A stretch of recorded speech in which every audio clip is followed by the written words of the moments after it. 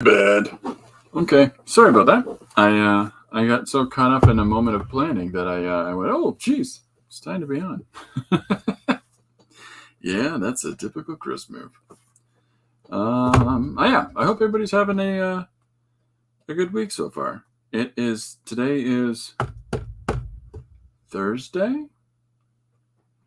It's been, I find that when I leave the house, it's always an adventure at this point. And today was an adventure for me this morning. It felt like a waste of time, but it was. And yeah, but it gave me a moment. And sometimes that moment's what we need. So I've had a few different suggestions come in of late that I'm going to go through in a second with you. But yeah, before that, because some of them are kind of fun and I want to get to. But let's look at yesterday's page. So this is the suggestion came from Chad LeDuc. It was Barney's in rehab.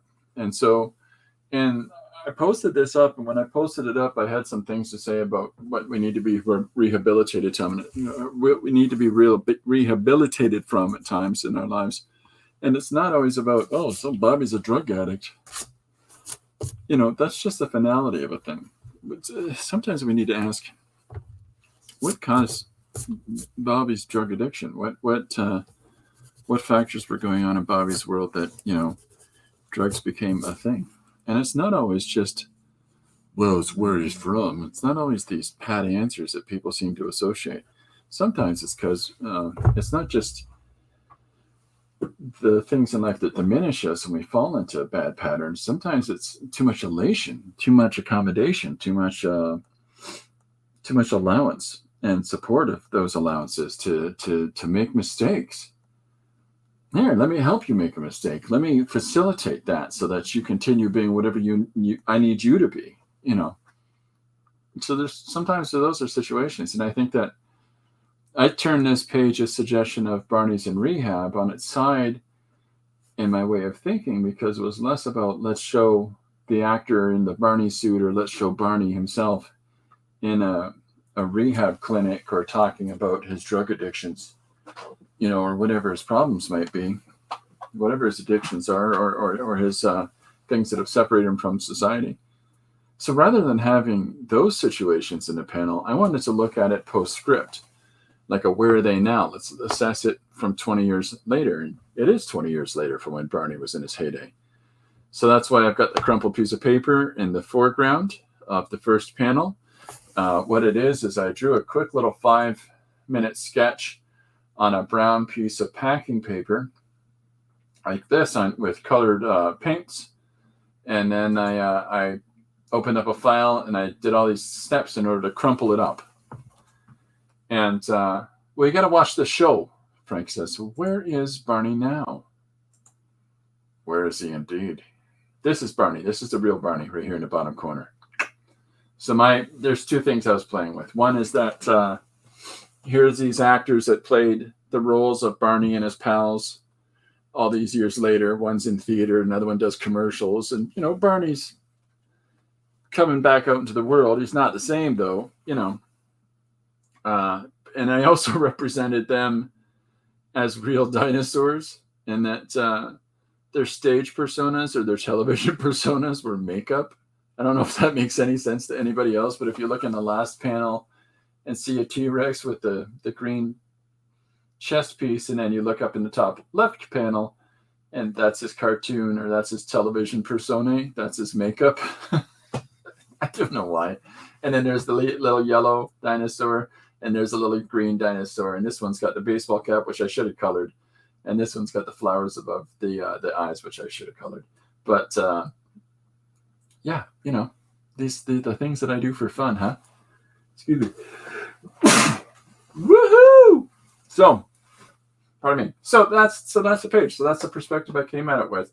Now I'm in the midst of getting a couple of the things together. When I have a moment, my morning was really swallowed up from having to go and to get blood taken at a place that was so far behind that I sat there for an hour and a half and never got my blood taken because, I was still looking at least another half an hour of waiting. This is asinine. I'm out. I'll make an appointment for tomorrow, So what do we got? Baby Bop was a green triceratops. What lies are these?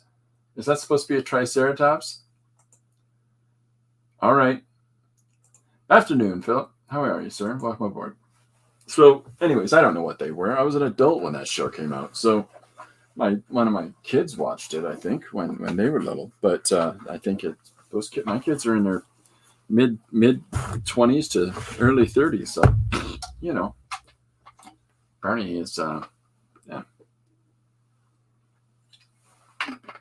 it's such a realistic program. Frank forgives me. The world can turn again. Anybody that has an opportunity, please go to Frank Salazar's.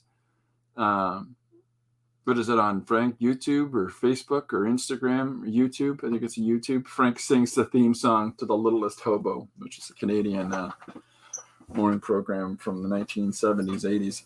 It's where Michael Ironside got his career started. Believe in it. But it was filmed around this area here. And yeah, Frank draws a picture of the Littlest Hobo, which is our version of like Lassie or Benji, whatever, a Canadian version.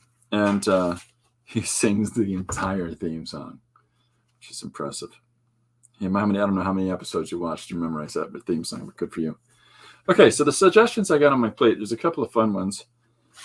Some things that come up like, and I forgot to write down a lot of names for things, unfortunately, and I apologize for that. But the one I've got right now, I've got 3 on the docket. One is the fight over the bridal bouquet. There you go. He's a bad guy. I think it might even be the first episode. It's really Michael Ironside. So I've got a couple of really fun ones, like the exterior decorative doors on storage centers actually go to other worlds. I don't know if you have storage centers wherever you might live, but oftentimes these storage center buildings will have fake storage doors on the front of them. So, look at your storage door like this. It's that's good. That's how you do it, Frank. Had it playing in his ear and listened to it constantly to get the mood right. Constantly. Over and over and over again. So that's one fun idea. I've got, I still have yet to do haunted bow tie. Whoever wears it kills. I will do that one day. Andy Wheatley has given me one. Richard Simmons dealing with the Cheshire Cat. So I sat down, I did a little bit of laying of that out on a piece of paper. And then another one that we're going to go with today, which I think might break the form of, this will be one of the ones that breaks the form of the one-page format, because there's a part 1 and a part 2 to this, which is, that's very fun. Fight over the bridal bouquet part 1, and fight over the bridal bouquet part 1. And fight over the bridal bouquet if part 1 is catching the bouquet, and fight over the bridal bouquet part 2 is a boyfriend's reaction. So that's 2-part. I think I might do it for this weekend rather than just doing it for today. But at that, I'm looking forward to that one. That'll be. I really want to draw some action here. And then Richard Simmons dealing with the Cheshire Cat is coming up. And the other one that we have is the exterior decorative doors on storage centers actually go to other worlds. So these are fun. These are some fun suggestions we got on the docket right now. In addition to, hold on, here it comes. Ready? Let me get this set up. There we go. Here it comes. Haunted bow tie. Anyone that wears it kills. Yeah. That's my favorite. That's the one I really want to get at sometime. Okay, so I thought I'd come at this, whatever today's page is, in a traditional way. Oh, Frank. That's awkward when both of Frank's girlfriends are fighting over the bouquet. Yeah, that's a tough situation, Frank. One I have never experienced. So last year when I did... when I put out volume 1 of the one-page comic extravaganza, And maybe at some point I'll sit down and start rolling through, showing people a lot of the pages that I've still got yet to do to put into print. But when I did this last year, the initial idea is that every page is a single, right? And this is just a story about people on social media would make a suggestion, and then I would do with it. I would do with said suggestion as I will. So every one of these is single pages, and so with single pages, the whole notion there was to sit down with it, and I'm going to move that out of the way. Get that guy's goofy head out of there. All right. So the whole idea was to just take each page as its own and try to separate the pages out so that you wouldn't read them one to the next, to the next, to the next. And there you go, Frank. Hi, Jim. How you doing? Welcome aboard. We got some fun people in here today. Anybody feel free, again, as usual, if you've got one-page suggestions. I didn't put it up at the start of the show. I got right into things. But if you have a one-page comic idea, you can put 1 or 2 sentences, put it here in the chat. Or, in the comments afterwards.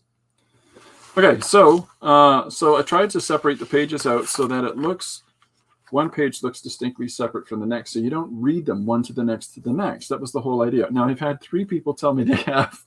I got confused at first because I didn't understand why it went from one thing to the next to the next. One-page comic stories, it says in the preamble. But I tried to make them distinctly enough different from one another. And of course, I'm using all kinds of different materials and mediums to put together each page. So I was trying to figure out, now there's recurring pages, like there's a couple of different the Frankenstein monster pieces. And each one of those starts with, "Hello, my name is Stephen, I'm brushing my teeth." I don't know why. I just thought that was funny. And then there's 3 different Sam the Private Eyes in there. But each of those is its own unique thing, the same as everything else, right?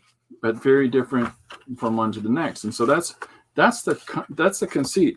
Now, in the book, though, there are 2 situations where I defy the convention. So this is a double-page spread of a 1-page comic, right? So that breaks the rule. I drew the 2 pages taped together down the center on a large board, drew them as one page, and so in my head I related to it as one source image. The difference being is that it has to print out as 2 separate pages. But I was really happy with how this came together. Trying to do some things about changing the viewpoint while continuing a connecting viewpoint through the entirety of the image. And then another instance is over here where I've got, see, there's the other Frankenstein. And then I have a 2-page story, right? Yeah. I'll get to this in a second. Okay, so this is a 2-page story about sloths. The suggestion for this one was 2 sloths prepared to engage in a sword fight. And so I took 2 pages of smack talking sloths to have them unconscious, to have everybody except for one guy in the tree unconscious by the end of this. So, it's a ridiculous thing, but I was just having so much fun in the application of drawing the fur and the leaves and everything else that I had to keep it going. So I just didn't want to stop with one. And there's really, really in-depth conversational pieces in here. Like,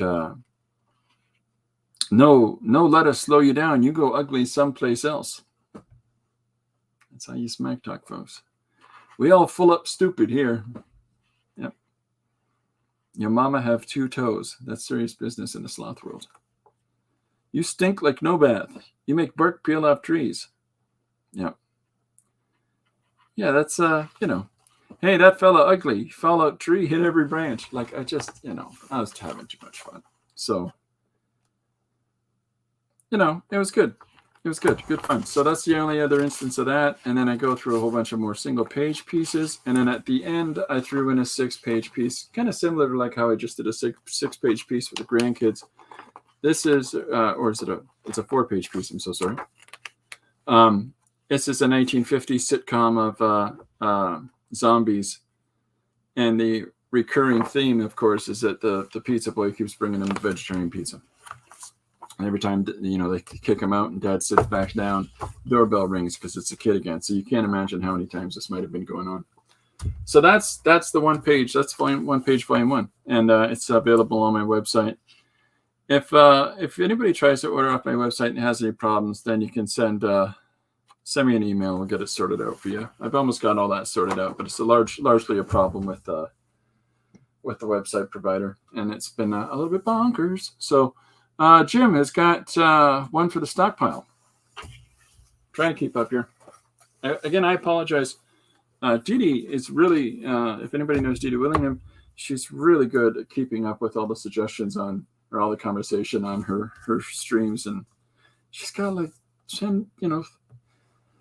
10 times as many people as I do, maybe 15 times, right? Okay, so Rasputin. Rasputin?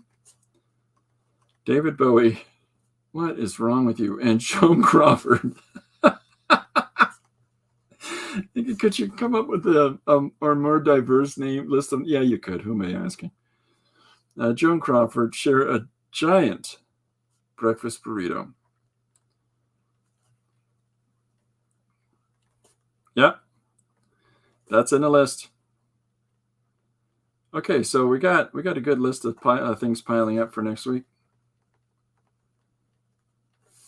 Okay, that's down. Oh, there we go. There's Dee Dee. Thank you, Dee Dee. That's encouraging. You get better as you go. I hope so. Yeah. Oh, what else am I missing here? No matter how much you have something written in the credits, title, show description, etc., people still don't get it. There's always people that don't read that stuff, though, right? You gotta expect that to some extent. So, speak of the Dee Dee. Yeah.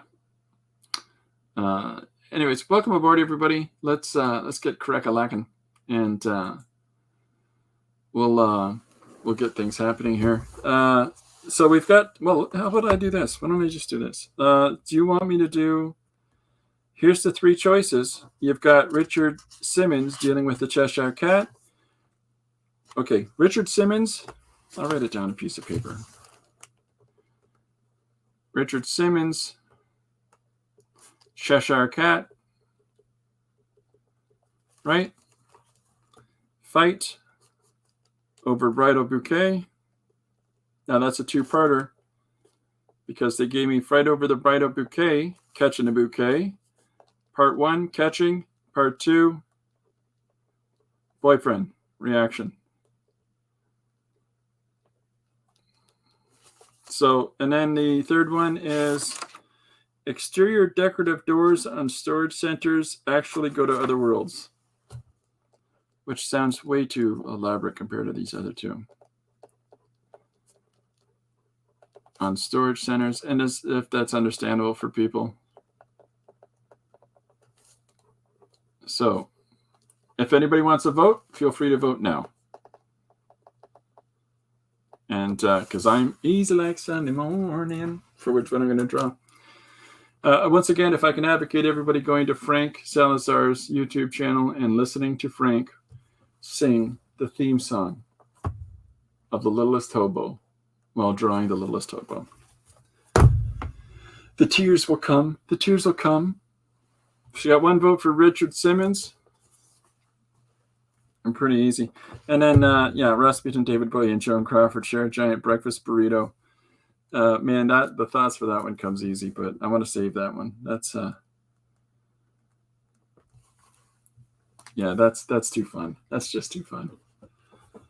Yeah, you never really. It's funny how to imagine how other people's thoughts go. This is how I write these things down, by the way. I just write them in whatever I'm working on. So I'll. Yeah, it doesn't make a lot of sense. Like there's the notes for Fish Talon. on a page where I've already drawn a bunch of things, drawn the old stink eye. Yeah, it's fun. Yeah, it's just a guy blowing up. You gotta draw people blowing up. But yeah, okay.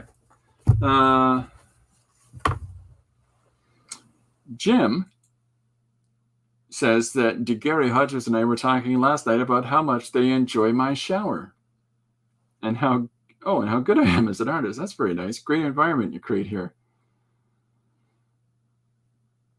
They like my shower. Yeah. And of course, Jim says, hi, Philip. Okay, so we got one for Richard Simmons. Anybody else got other votes or no? The Richard Simmons is going to be a silly one. Kind of a one-note joke, but it's just my plan for that one's a silly one. Trick is putting a Cheshire cat in there. Corbin, for some reason, has left me alone all day.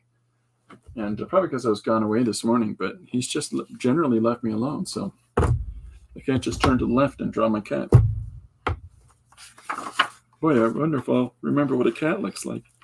This little sketchbook is coming together pretty quick. I try weird stuff in here, like plotting out different ways that I can plonk panels down on a page, or doodling patterns, or haunted bow tie. Just trying out different stuff, just to scribble and doodle, and again more plot outs for panel shapes, and I try to have some fun here, but doesn't make a lot of sense. Oh, Jim says show, not shower. Oh, I really appreciate that, guys. I'm glad that you guys are enjoying it. Okay, so Richie Simmons, I think, is the only one that's got a vote. Oh, there we go. Oh, I'm a happy person now.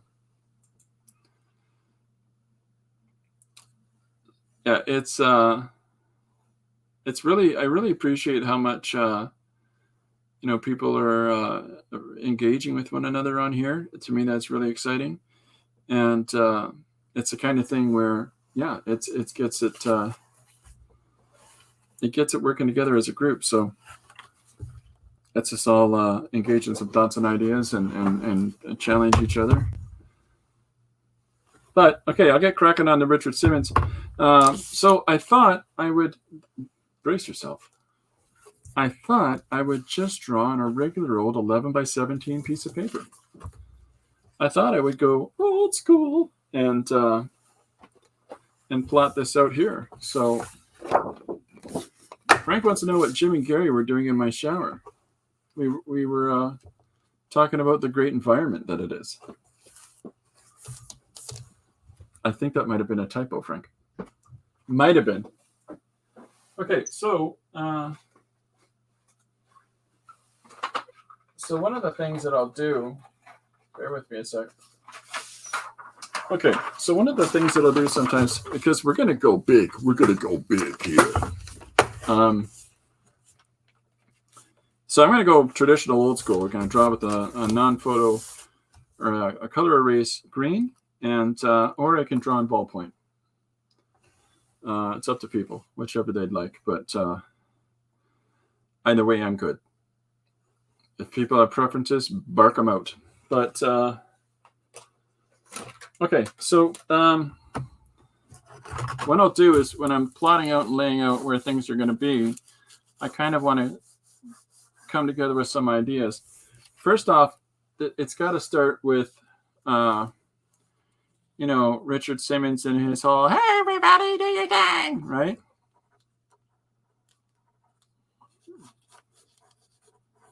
Yeah. So we got crazy Richard Simmons here. You know what? I always liked Richard Simmons because Richard Simmons owned who he was. Whether that was a public persona that he was putting on or not, I don't know. But he was always his own thing. Jim needs to invite other artists into his shower. Jesus.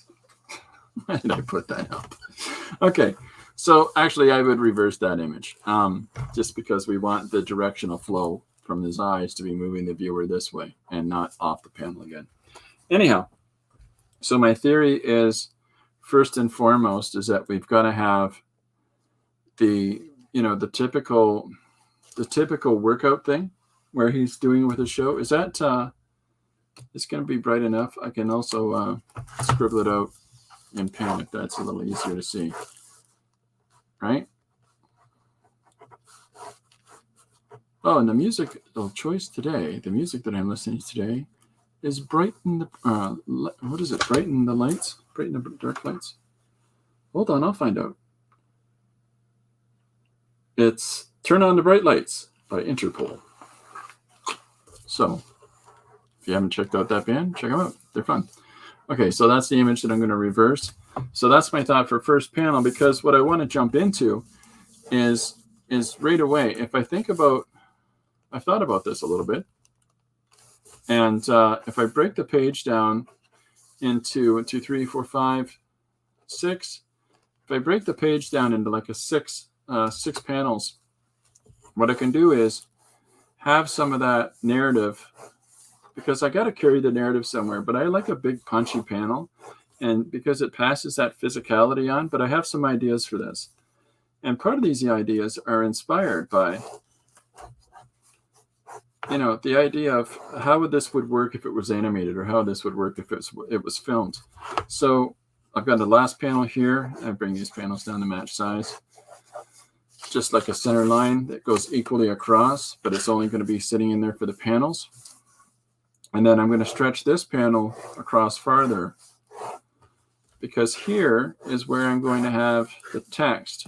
Now, if the page is, I got to look up the name. The page is Richard Simmons dealing with the Cheshire Cat, and that comes from. Oh, see, I got the other one listed up, but that's okay.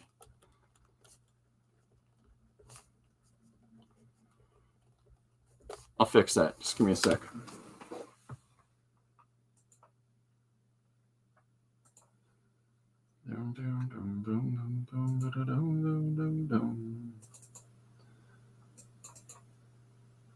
I have figured out a way lately to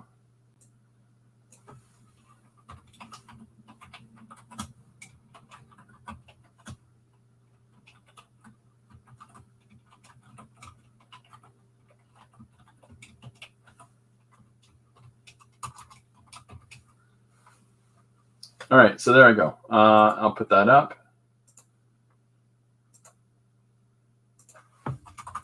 That should change now. Is it going to do it? There we go. Okay, so this is where I intend to have text right here. And this suggestion, by the way, came from Andy Wheatley. I have a friend who pronounces, I don't know if you know, that there's an actor named Will Wheaton, that was on Star Trek The Next Generation, and now he's on every other nerd show that's ever put on television. A friend of mine says that the funniest way, and nobody has ever replicated the way he says it, is Will Wheaton. For some reason, he pronounces it Wheaton. So whenever I see Andy's name, Andy Wheatley, I always want to go Andy Wheatley.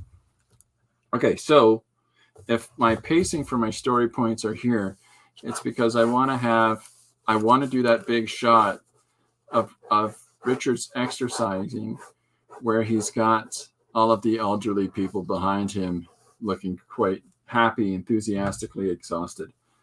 And, so the idea is to have behind his head, Ricky Salmon, let's call him that. Is it Simmons? Yeah, so Simmons is, and then right here, or is, and then I'll put the text to say, I don't know. What could I have him say? I got a note. I made a note. I thought something was funny. Yeah. Making old people sweat.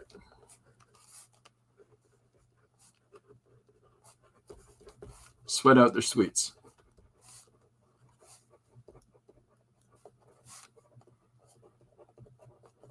Right? And that's at the same level as these panels, these upper panels here. So then I want to have, so this is the other notion that I had. And if I have the cat, this is a cat, ready? Meow. Especially after that comment about that Jim said, how good I'm an artist. And then you saw me draw this cat, huh? Proved it.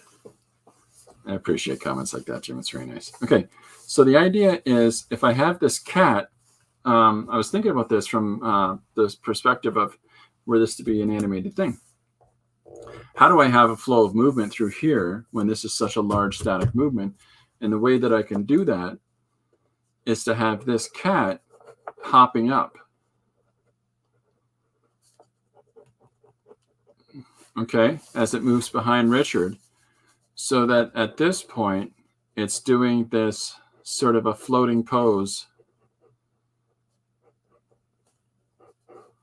with its tail behind it and adding into that Cheshire Cat motif. And so the idea would be for this directional line here, so that would move up to there, and this would move up to and in fact, I probably cut it across the text in order to give some sort of visual component to the text. So that when we get to this panel, and we've got Richard, we'll have his reaction as he notices the cat, and then we've got the cat in the air floating right here beside him. And then we can get into that Cheshire Cat jazz, right? So that's the notion. I want to have that curly tail. And I want to have my first Richard Simmons, oh my God, reaction right here. And it may change in scale just to make it a little more interesting. So the idea is that I can take that same cat perspective, and this is the fun thing about the Cheshire Cat, is that I can flip him over and have that. Is it a Maine Coon? Is it a tabby? Yeah, it'll be. What is the Cheshire Cat supposed to be? Is the Cheshire Cat actually supposed to be a certain kind of cat? Like, do I have to stick to the stock of Lewis Carroll's description of it, or just the notion of Lewis Carroll's description of it? So then the next panel, which is so that these two bottom panels, I want to cut it to the center of this third panel so that you know from the transitional movement in our page, because there's still going to be the stage in the background that Richard's standing on and the old people are almost passing out because they're exhausted on. But I want the eye to follow up here. See run, see man, right? And then we want the viewer to go 1, 2, 3 down to here. So that's why I'm only going to have this panel come up to halfway there. And then, of course, I can widen up this panel too. But the idea there is to keep that directional movement of like the control of the directional movement of the eye. So then the text follows, or the image follows us down here. And I'm going to have basically, oh, you're scary, go away, right? And then down here will be just the smile left and the eyes as the cat is faded out. Or maybe I'll try to figure out a way to draw the cat translucently fading out. And there's, Richard's ooh, ooh, ooh, reaction. And get a little butt shot of Richard there. And then the last panel is the cat, having disappeared and saying, I'm gone already, So the last panel of the cat. So I want to figure out a way to make this translucent anyhow. You like that cat drawing? And the last panel will just be the text, gone already, ethereally placed down there. I could maybe do it as, clouds. There's been an awful lot of Corbin on this show. It's about time I drew a cat. Here we go, Dee Dee. Cats, cats, cats. So, but if anybody knows what kind of cat the Cheshire Cat is, if it's supposed to be a specific one, let me know. And then I've got to have one more of Richard Simmons going, ah, or maybe I'll have him blow a kiss because he'd do that a lot. I don't know. It's, because I'm relevant. I'm relevant doing comics about Richard Simmons. I think I might be having him blow a kiss. No, I got to have the reaction. What do you think? I think the reaction is far more important. I'll do that thing that he would do. So, because he's fun. Okay. He was a funny guy. Orange Tabby. Dee Dee's decided. Thank you, Dee Dee. There we go. So here's an orange tabby, which is easy because so's my cats, both of them. The cat of the Vikings, eh? The Vikings. I was going to draw with this ballpoint, but this ballpoint. So here's the thing: when you're drawing with ballpoint pens, if you try to keep your consistent line here, what often happens is a dollop of ink will form on the top side of the pen, so that if at any point you transition around, you get that big wonk of ink. Now, certain ballpoints are better than others. I suggest that the best one is the Papermate. The Papermate pen is the one that I have discovered to have been the one that works. So, something to think about. All right, so I've got the rough layout for the idea. I'm just going to throw in some of the panel breakdowns here. And just get some of that structured off, and then I'm going to go to town. Does anybody have a preference of whether I draw, of what I draw in today? Because I'm open. I was considering ballpoint,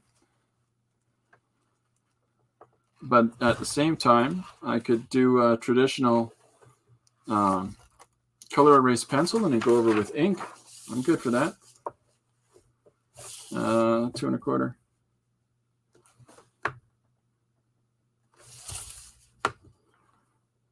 Sorry, I'm saying out measurements, and I know I made this page. I made the comic pages that I draw on. And so because of that, I have all the measurements in my head about where those are. The division of the panel sizes, to try to keep that all nice and consistent, that I can break it down into 6s.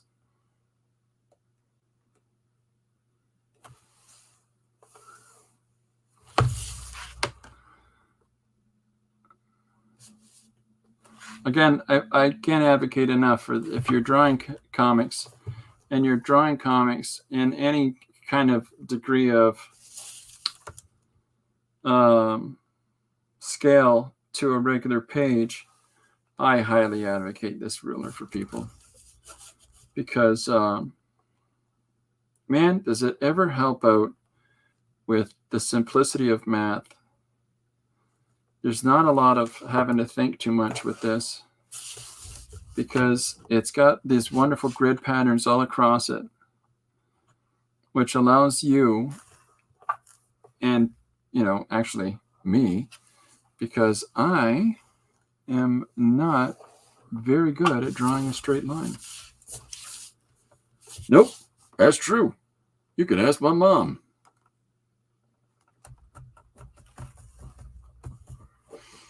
So what do we got? 6 and 6 1/2, 3 1/4.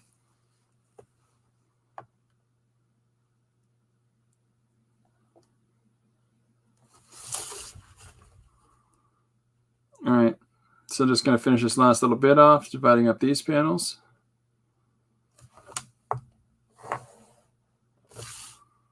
Yep. You're so cute when you're so dear.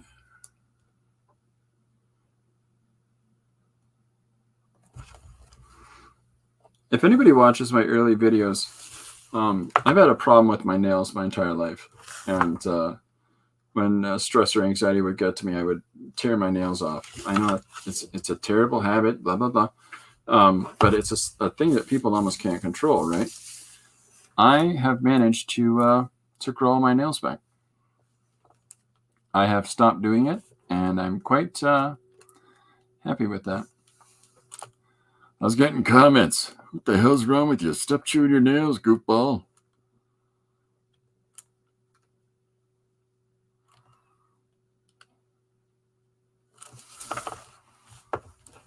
Stop gnawing on your fingers, you lunatic. Yeah, it's a weird, it's an oral fixation is what it is. Okay, so this is laying these panels out. I've measured out these panels now in accordance to the breakdowns that we established on this rough page, right? So this sort of lets me know the information that I need to start putting together and putting down. So this is a super cool pencil grip that I have because I have these gorilla mitts, and because my hands are shaped the way they are because of my nervous system disorder, I tend to really appreciate the thick grip on that. That's why I like drawing with this primary pencil, and I want to find more of these children's primary printers because it's really easy for my hands to grip. But this is a pencil grip which has what? Its very own pencil sharpener. What's Dee Dee saying? I hate that people leave those types of comments. What's it to them? People have hangups, right? I appreciate it. People have hangups, and when they see somebody that wrecks their fingernails and like, oh my God, social taboo. Okay, let me get my jacket off here. Yeah, I can understand social taboos and people having challenges with other people and how they're taking care of themselves. I get it, but at the same time, I'm like you. I don't care. But for me, I just felt like it's important to just get on top of that. Now I keep scratching myself. So, it's a give and take. All right. Let me see. Where am I going to start? I've got some ideas. Okay, I want to start roughing some things in. The colored pencils, where I'm going to go with today. I haven't. So, just going to get Richard down here. I want to have try to capture all those little elements, right?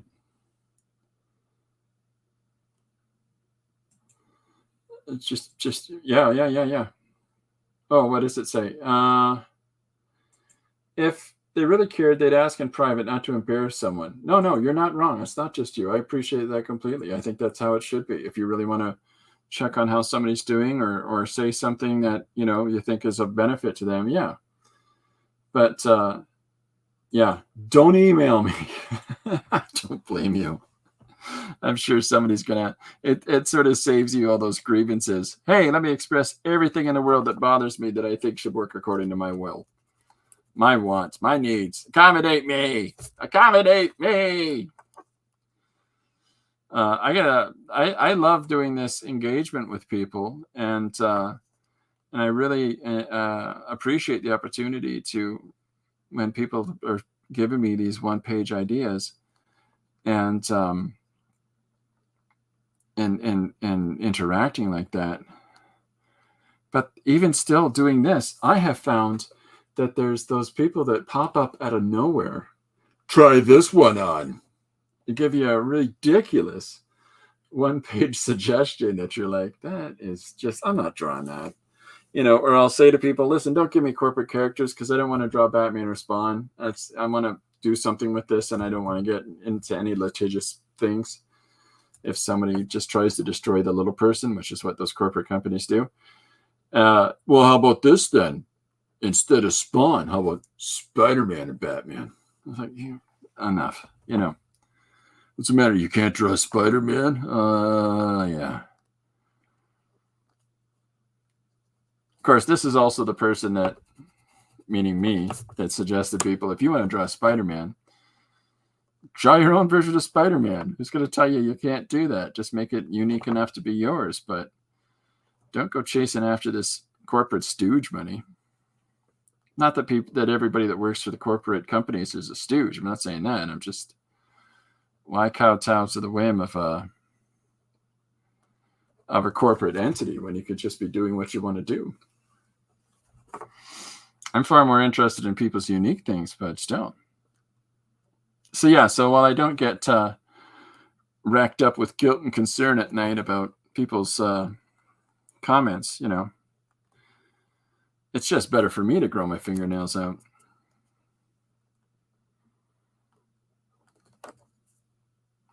If I'm going to attend with my wife to some of these events that she needs to do with her work as her partner, I should probably have fingernails.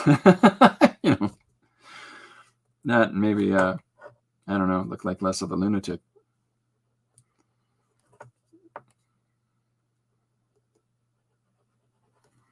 Okay, so there's my first pass at a Richard Simmons expression. I don't know if it's as recognizable without the hair. Let's get the hair going. First off, get the forehead going. He's got a receding hairline like I have.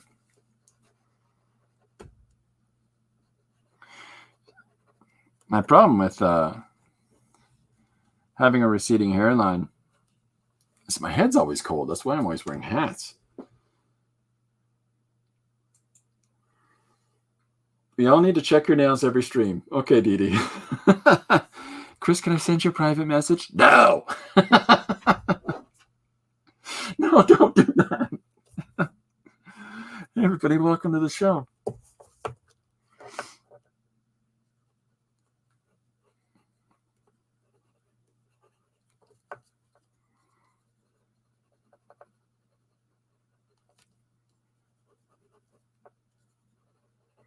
So I've got an image of Richard doing his pose. So, you know, one of his standard poses. So I'm going to try to capture that first. And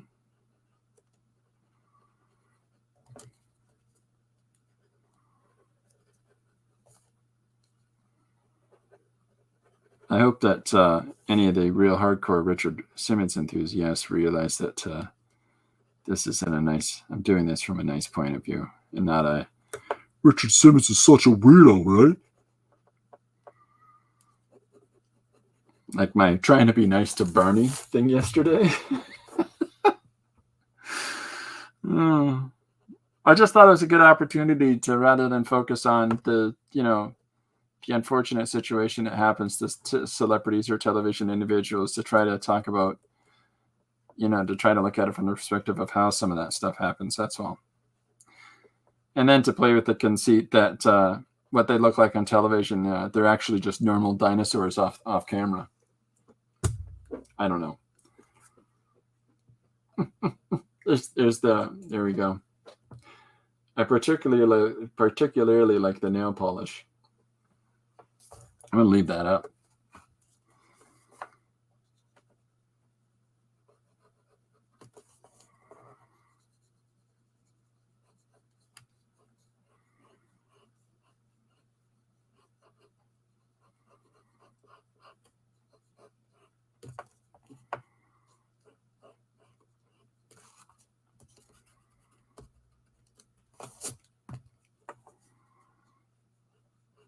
I like breaking panels with characters now, far more than I maybe used to do. So I'm going to try a little bit more of that, I think.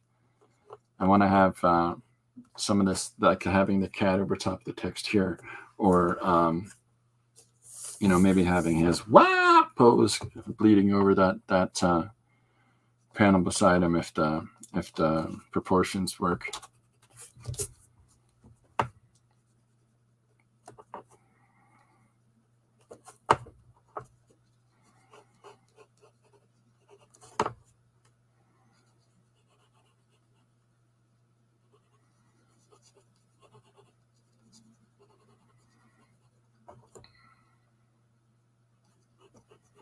There's the sort of thing about guys like Richard Simmons or ladies like Dr.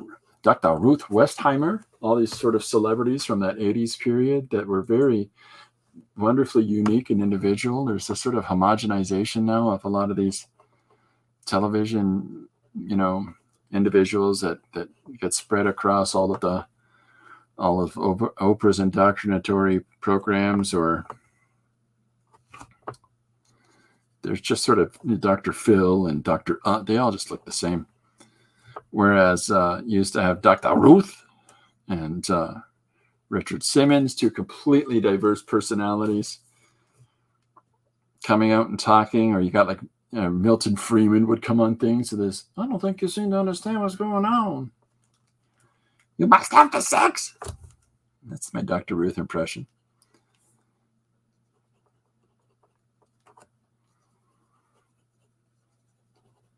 If you don't know who Dr. Ruth is, if you don't remember her, look her up. She's this sex therapist and would advocate for healthy engagements with people. And she's this funny little German Austrian woman at a really thick accent, but good for her, coming out on television and doing that, because it sort of got some of the the uptight repression about talking about those things out of the way.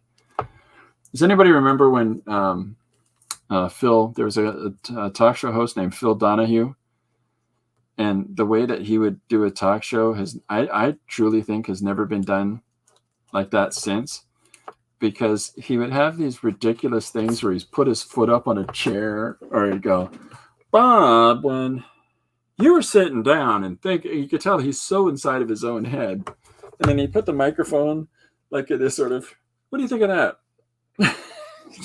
It's the most ridiculous talk shows. And that guy was hugely popular. He's like an animated character. And I just feel like a lot of the people that are on television now are all really refined, right? Dee Dee.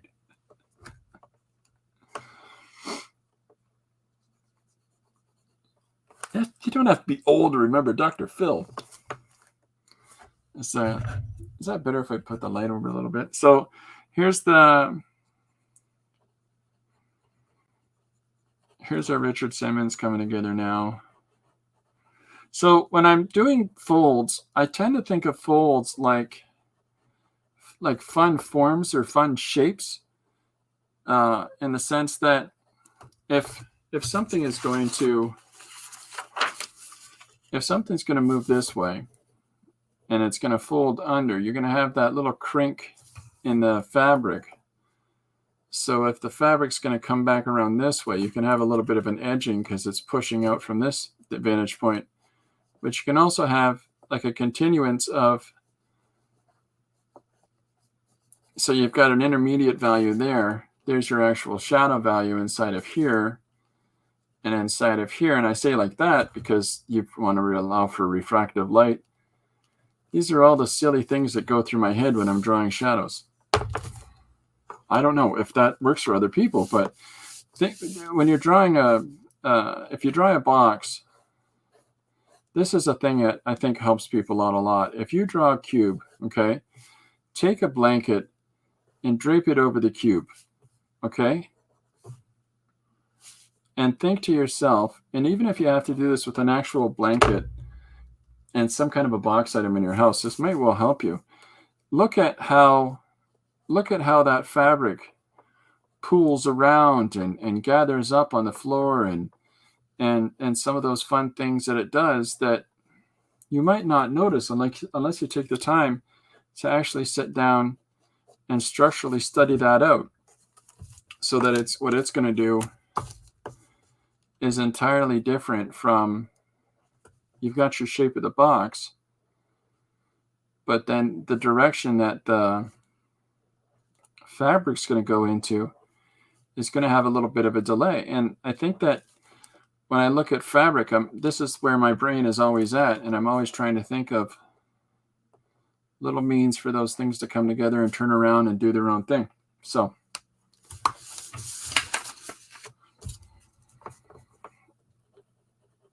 I don't know, maybe I can talk about drawing fabric on one of these sometime and just jibber jabber about it.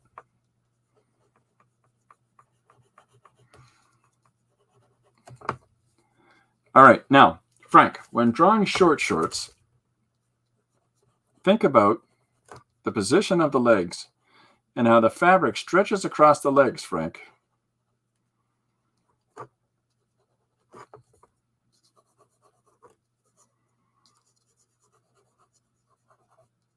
So that's not going to be a flat line across this area right here. It's going to be more of a bend as that fabric tries to stretch it way between those two thighs.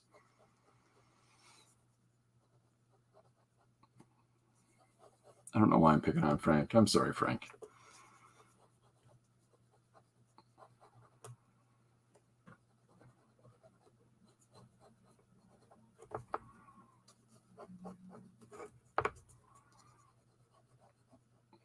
So I'm thinking about the placement of the knee, where that is, the muscles as they move around on the legs.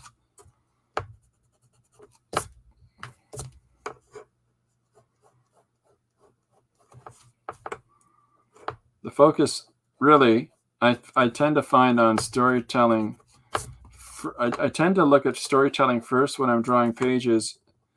I'm far more concerned about that than I am concerned about everything being perfect and exact in the drawing itself, he says while erasing.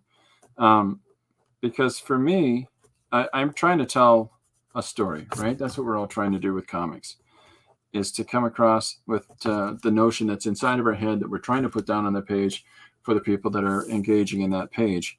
So looking at it from that perspective tends to liberate me from being overly concerned about all the proportions and everything having to be exact and everything having to be perfect. There's that could really hold you up from getting the project done. Keep it fun, keep it interesting, keep it moving.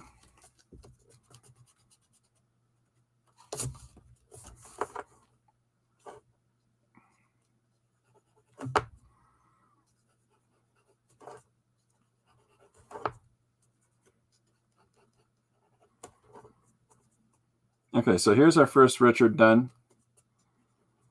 And I'm going to push that arm outside of the panel.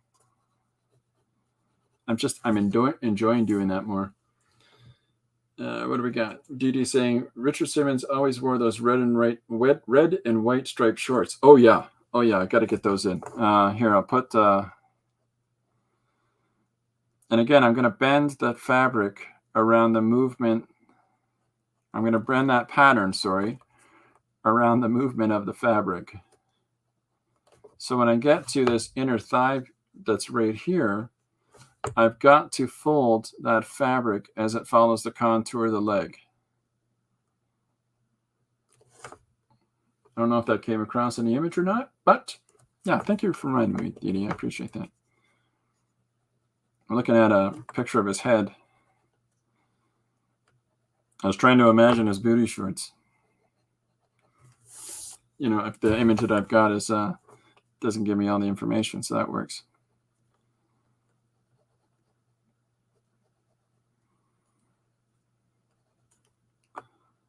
Sausage fingers.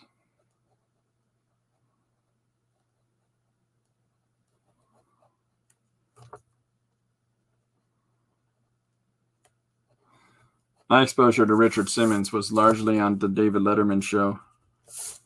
Those two were pretty funny together. They're legitimately friends, too.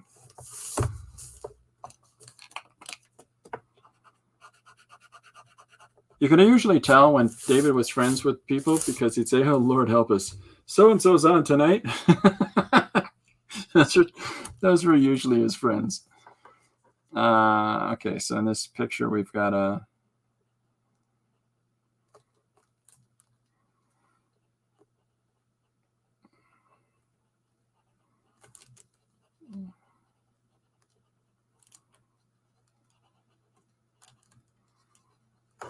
So this is a USMA logo on his shirt. I'm going to do my best to...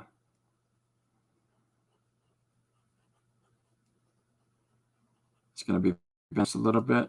I could be overly... perfect on putting it in. Just getting the gist of it there. Okay, so there's our Richard. Now what was... let's list some of the other expressions that we want. Okay, so we got him reacting to the cat, we got him confronting the cat, and we got him with his scary face. So, oh, there we go. That's a good question. Jim, when are you and Gary going to do another top 5? Top 5 times we saw Chris chew his nails off. Okay.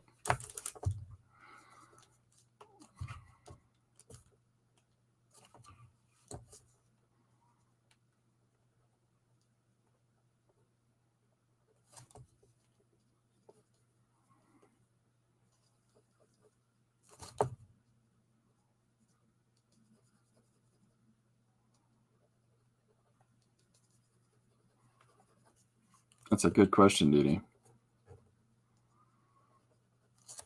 Top 5s are really tough things, and the fact that they can do good top fives is compelling enough of its own.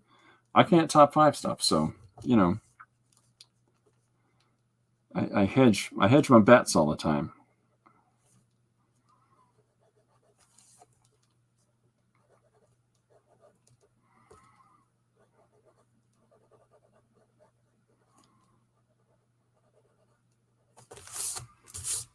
Hey, Gary Hodges has joined us, ladies and gentlemen. Hey, Gary.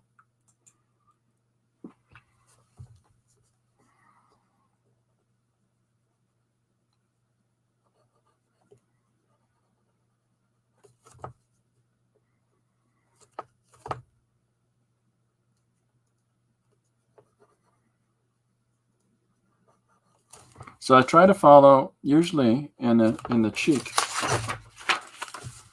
If this is our face, right? Here's your nose.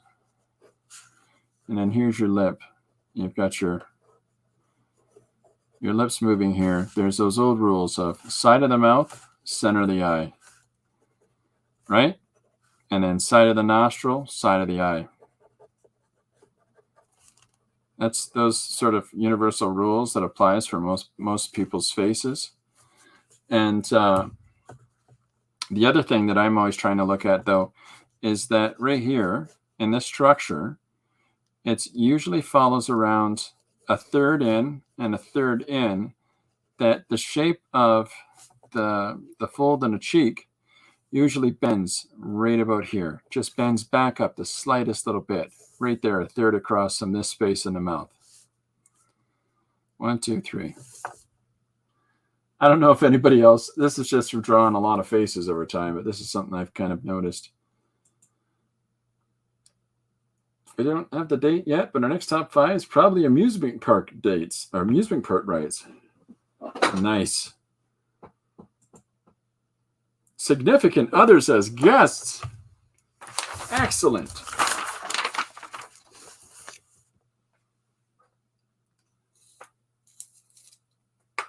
Are they going to disclose some truths about Gary and Jim, and that they both get scared on park rides?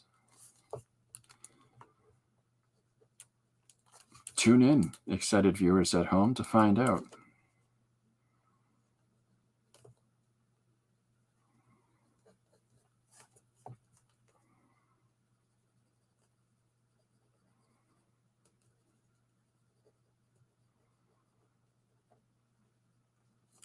Oh, Philip's back with us. Hi, Philip.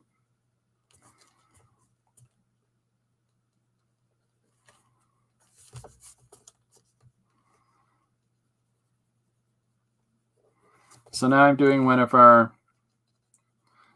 going for another standard expression with Richard Simmons, because he wasn't always just completely over the top. What do we got? Oh, here we go. Jim and I are very open about the fact that we're total babies when it comes to rides. So they're being brought in to talk about real rides. That's fantastic. My wife doesn't like rides. She doesn't like going on rides at the fair. And neither do I. That's I'm a gigantic scaredy cat for that. I had an experience with a ride once, and it has just 2 experiences with rides. In London, we had a Ferris wheel. In London, we had a roller coaster at our Western Fair that was permanently up. But when it was built, people weren't my height, and so I almost got the top of my head clacked off, and I had to spend that whole ride like this, going around the carts with my oldest when she was a little girl, because I didn't want to get knocked unconscious. Like that first one was like, whoa, the last possible second, and everyone subsequent to that was ducking. So that scared me off of roller coasters. And then I did one of those. Yeah, see, Philip's been to that ride. It's terrifying. And then one of those rides where you're in a cart, or you're in a little container. There's 2 of you inside of it, like a little cage, I guess it's called. And it's on a Ferris wheel that goes around, but the cages spin. And if you've got a person who's doing this thing, it makes it spin around and around and around. Again, this isn't, oh, I'm so big, I'm so, it's, they don't make things for goofballs like me. So the cage couldn't lock across me. So I'm holding a cage shut as this dingus that I don't know beside me is spinning us in a circle. I'm like, would you stop doing that? The tornado. Thank you, Philip. That's probably the name of it. And that's the roller coaster, I think. But anyways, I'm spinning in a circle with this guy who doesn't seem to understand that I'm holding us closed to keep from falling out. So yeah, I'm done with rides. I'm just done with rides at this point. I'm a big chicken baby about it, and I have no problem with who knows that, because yeesh. But I'm excited to hear that your significant others are coming in to talk about the real rides. Hey, here's something. Hey, everybody under the sun. Gary and Jim will be on Aircasters tonight. Oh boy, that'll be exciting. Whose channel's Artcasters going through? Is it Josh or Scott? Because I think Corey's was recently. So anybody that's here, maybe if you're up at that time, you want to watch it. Or you could watch it the next day. I'm probably going to end up watching it the next day. But oh, yeah. That's exactly it. The guy that tried to give him an extra spin. That guy didn't do that for us. That guy noticed that that we were spinning and that the cage was rattling. And then he saw my hand clamped through the little space like this, actually holding the cage shut. So he acted on that fast. So we only did one rotation of that. No, two. He can notice on the second rotation. It's like, good heavens. Might be on Josh's channel tonight. So Artcasters tonight to listen to Gary and Jim pontificate about. Is there a topic tonight?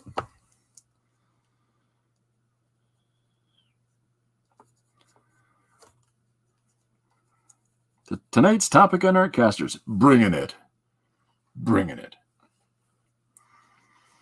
Consider it Broughton.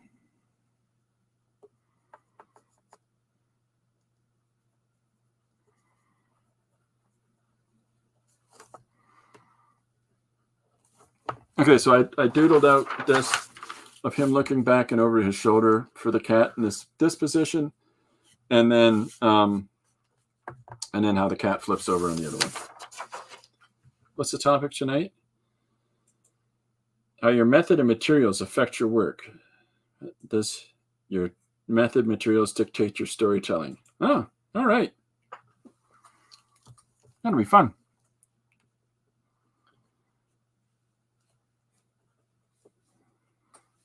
That's a good question.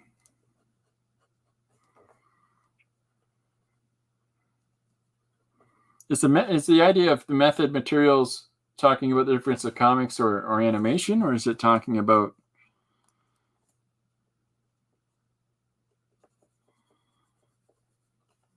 or just storytelling in general?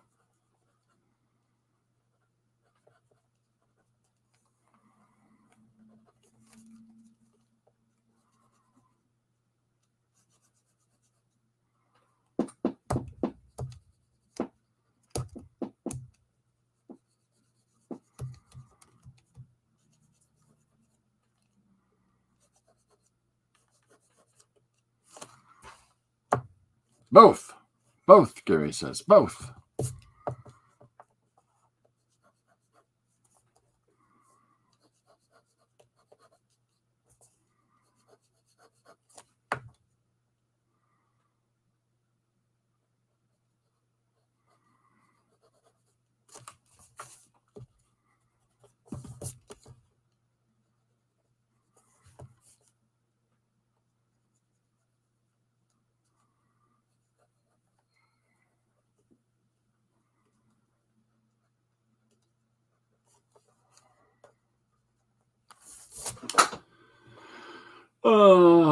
What is it? Sorry, I got caught up in his eyeball.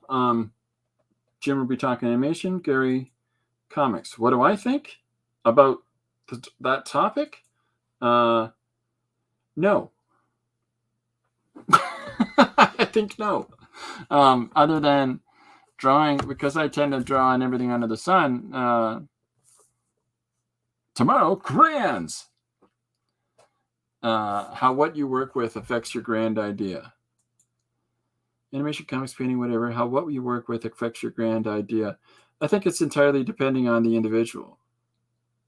I think that when you look at the facility that we have for whatever it is that we do, you're going to approach your methodology, your approach to it is going to be uniquely yours no matter what.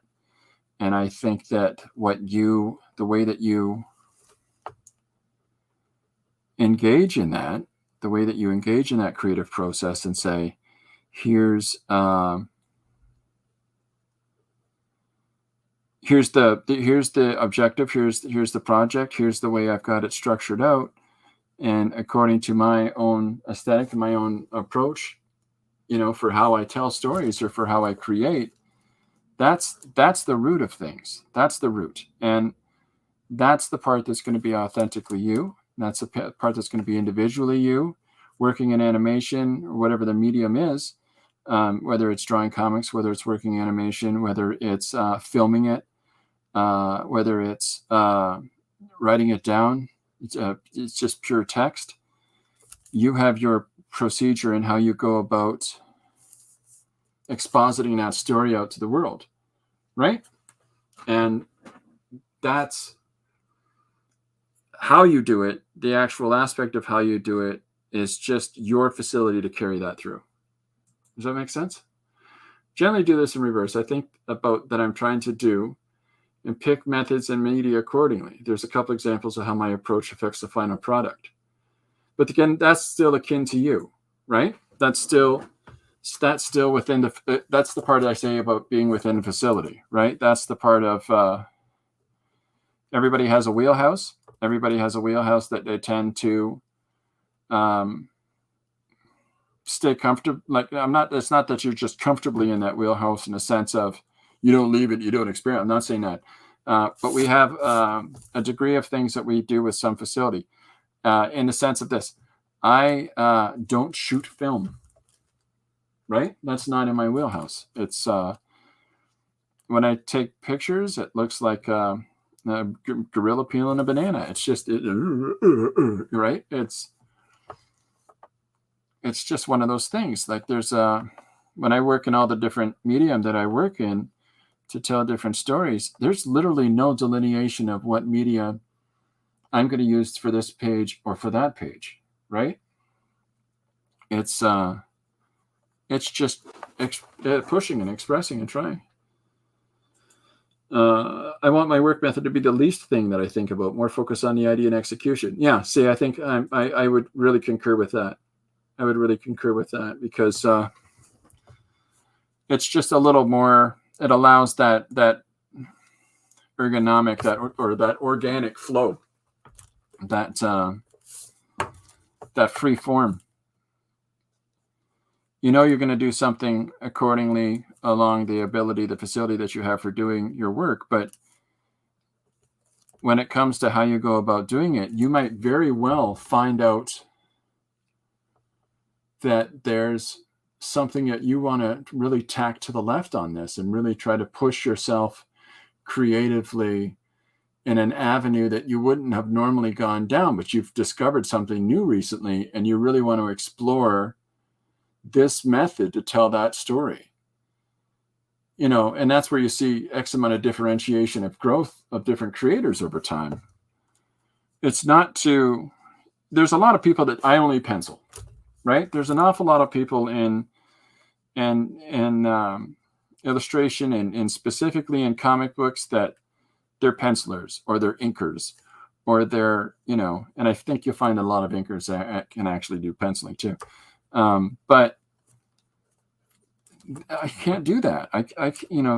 That's a challenge to sit there and say, I'm telling it this way. And it's entirely dependent on, or it's incumbent on somebody else engaging in this actualization with me to take it to its next step by doing the inking or doing the coloring or doing whatever other process. And while that works fine for those formats and for the individuals that do their work that way, part of the artistic process for me is really pushing and trying different things in different ways all the time. So yeah, that tends to be the last thing for me. Chris doesn't play well with others. He's always in the corner of the school playground with that stick in the mud.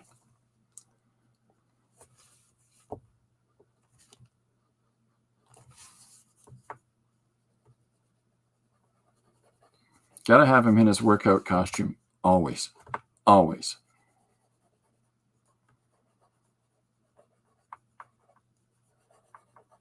Here's something fun.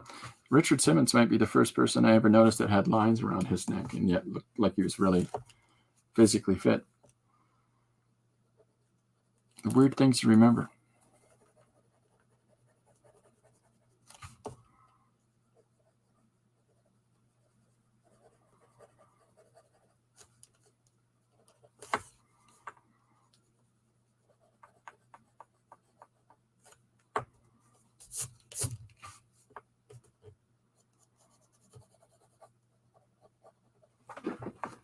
I don't know.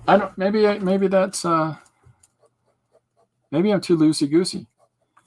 Maybe I need to be considering more. Like at the start of today's stream, I said, well, do you want me to draw in pen or work like in color erase pencil and go over it with ink?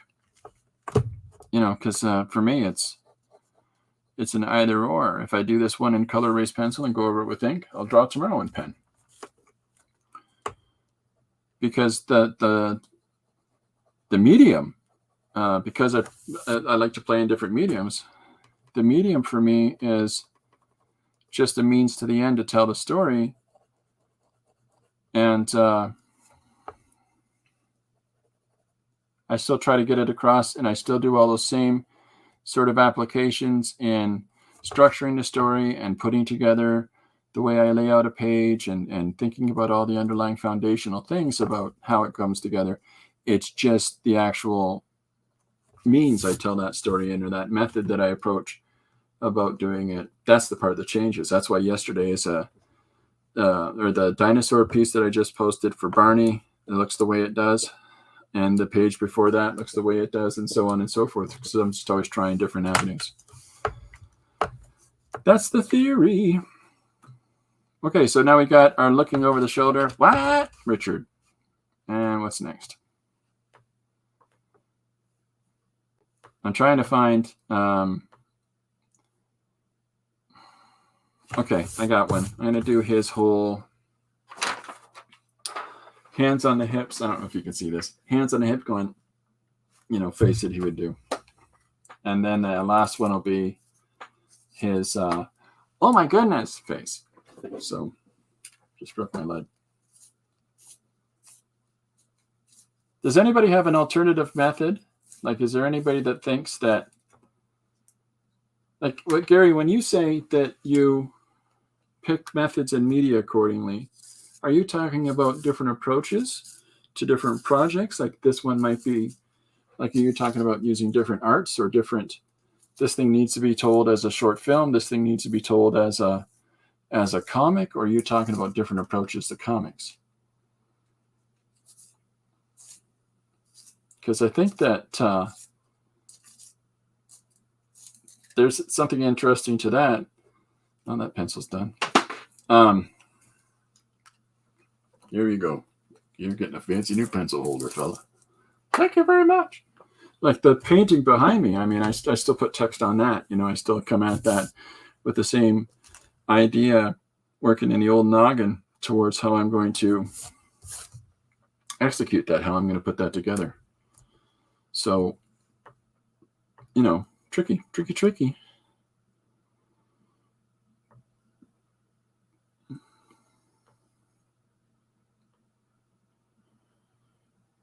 All right.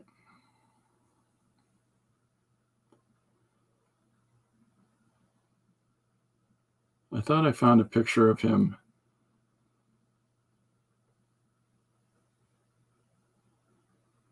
doing this thing, which is to me the best.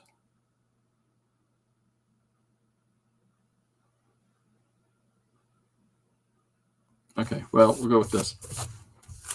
What am I missing? Spoiler alert. I like that. All of the above. What media, comic book, screenplay, etc. But then once you settle on something that's specific, so like black and white, cartoony or realistic, etc. Yeah. It's maybe it's the same thing. I think we're looking at it the same way. It's just I feel like I might be looking at it as an afterthought. Maybe I should look at it more dead on. Maybe I should consider it a little more upfront, Just for skis. Okay, so this is the one where he is going to be doing his I'll show you. I'm just going to rough it in fast. I'm going to have him doing his what pose. That's how I'm exampling that. There's a thing that we do, and this is the hard part of when you're working in your studio alone, and then you start working in a shared space with other people, is you are inevitably going to embarrass yourself. At least I am, right? Because I'm going to do ridiculous things like, what? And I might sit there at my desk, and this happens all the time in my family. If somebody will walk in the studio and I'll be doing this and with my arm up as I'm drawing because I'm drawing the person with their arm up. I don't know if anybody else does that. Maybe Chris is just crazy. Okay, so I just thought it'd be fun to get all the Richards done and easy, and get them all laid out.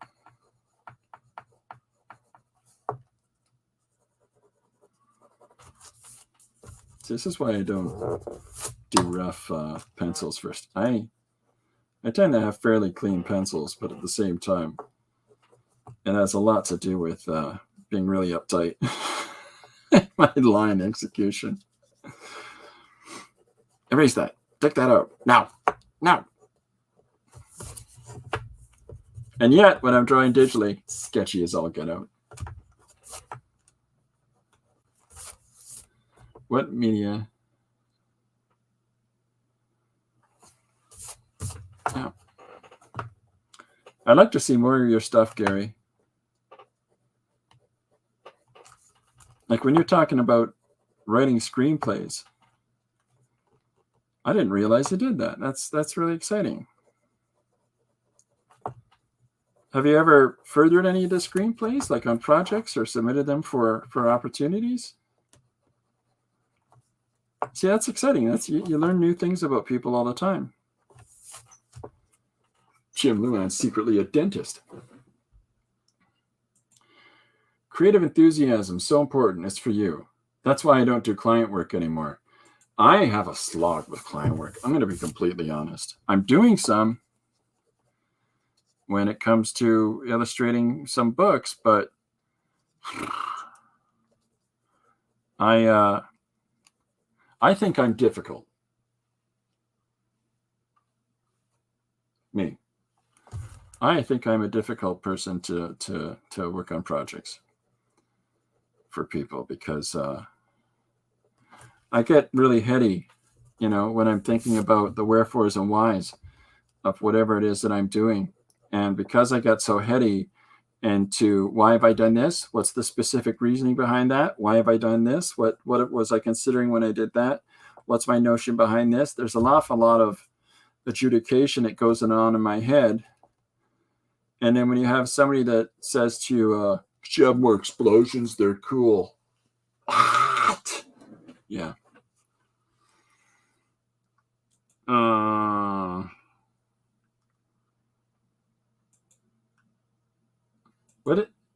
Creative enthusiasm is so important. It's for you. That's why I don't do client work anymore. It's fuel. Siri? What's Siri mean? What did I miss?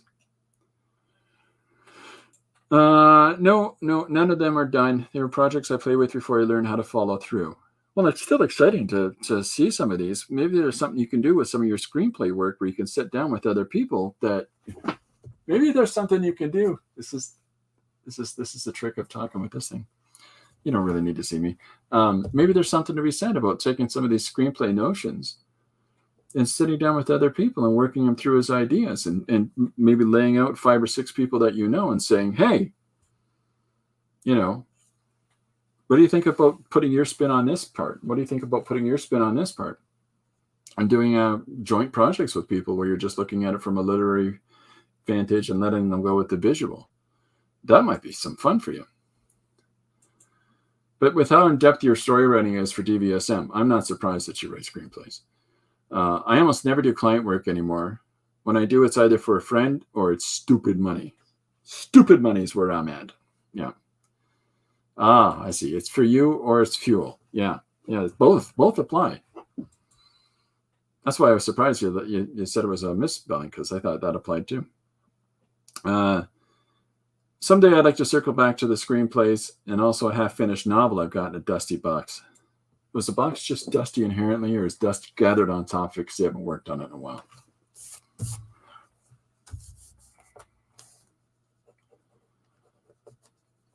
Stretched out the hand, lots of palm. I try to have these fun shapes inside of the hand to try to make your eye go, oh, that's the palm area, without having to draw all the little facets of the palm area. I think it's going to be a compelling talk tonight, gentlemen. I've already learned something about this guy and his screenplay writing. Huh, Gary? I think that both of you, for your creative output and your creative endeavors, have a lot to say towards this.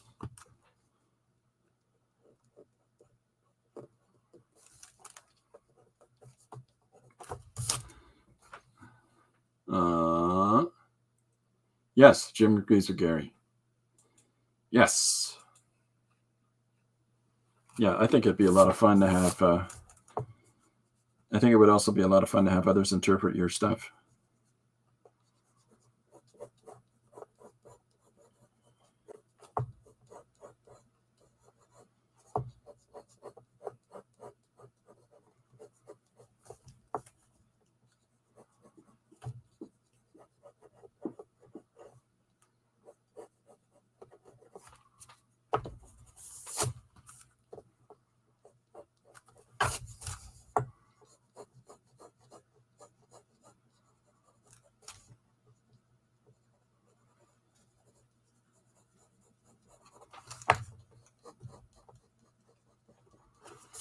Yeah, I think that any endeavor that you go on, you're going to have a headspace or perspective on it.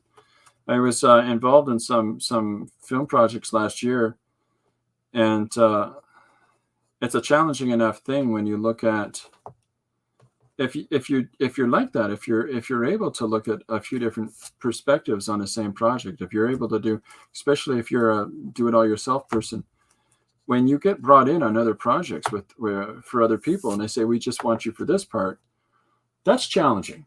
I think that's really challenging because, but there's the part of me that also does this part on doing it my own thing that has a real problem with the structure of this that you're giving me to actually do the other part you've hired me for, because this doesn't work, And if your breakdowns don't work, I'm really not going to enjoy the having to draw them part. And so, yeah, I think I could probably complicate it for people.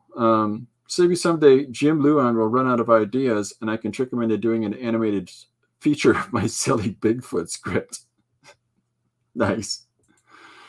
The one big challenge about working alone is not pushing yourself out of the comfort zone. I like the comfort zone, though. It's comfortable.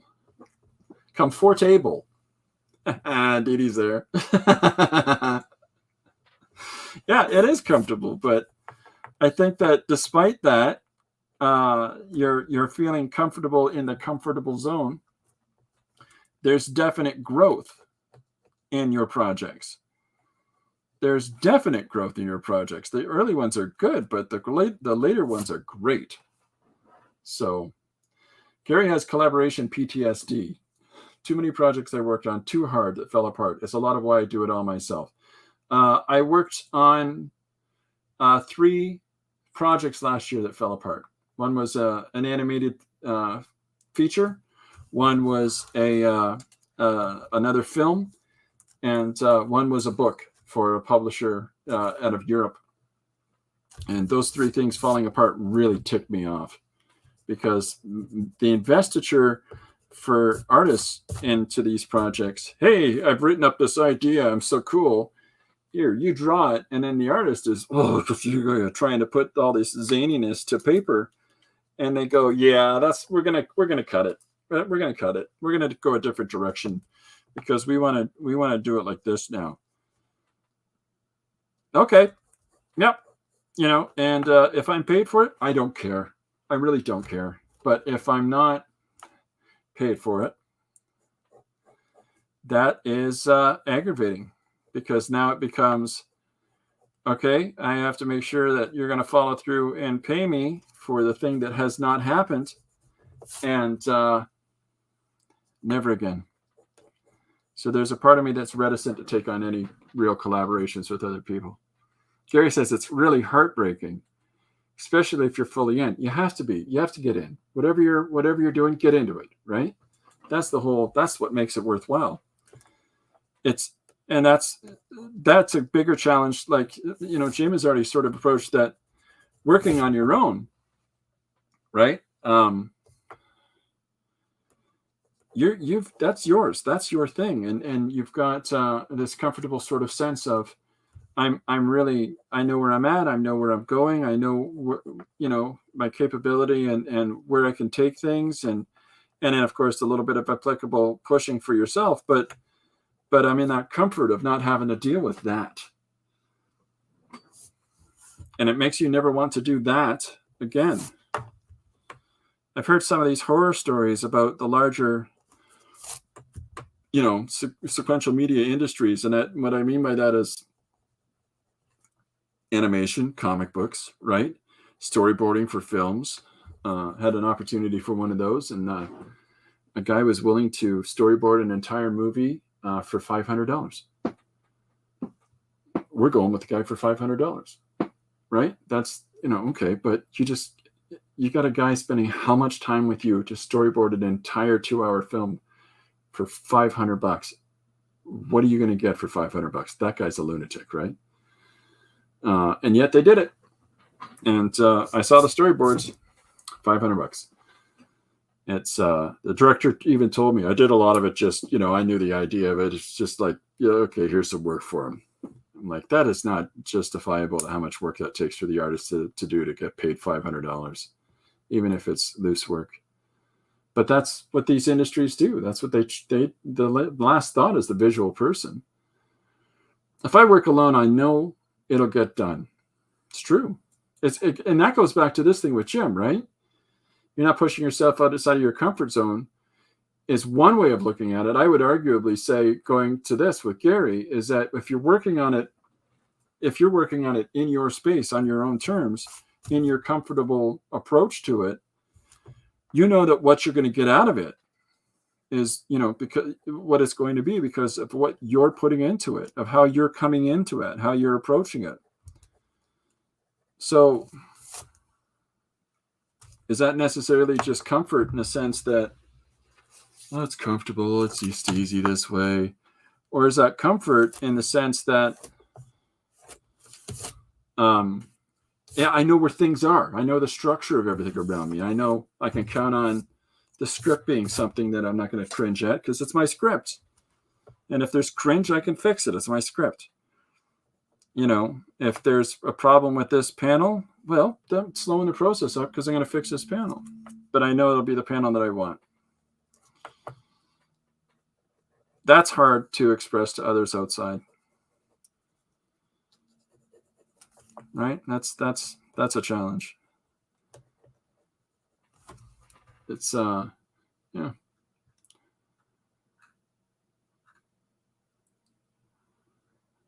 So does your work method or materials dictate your storytelling?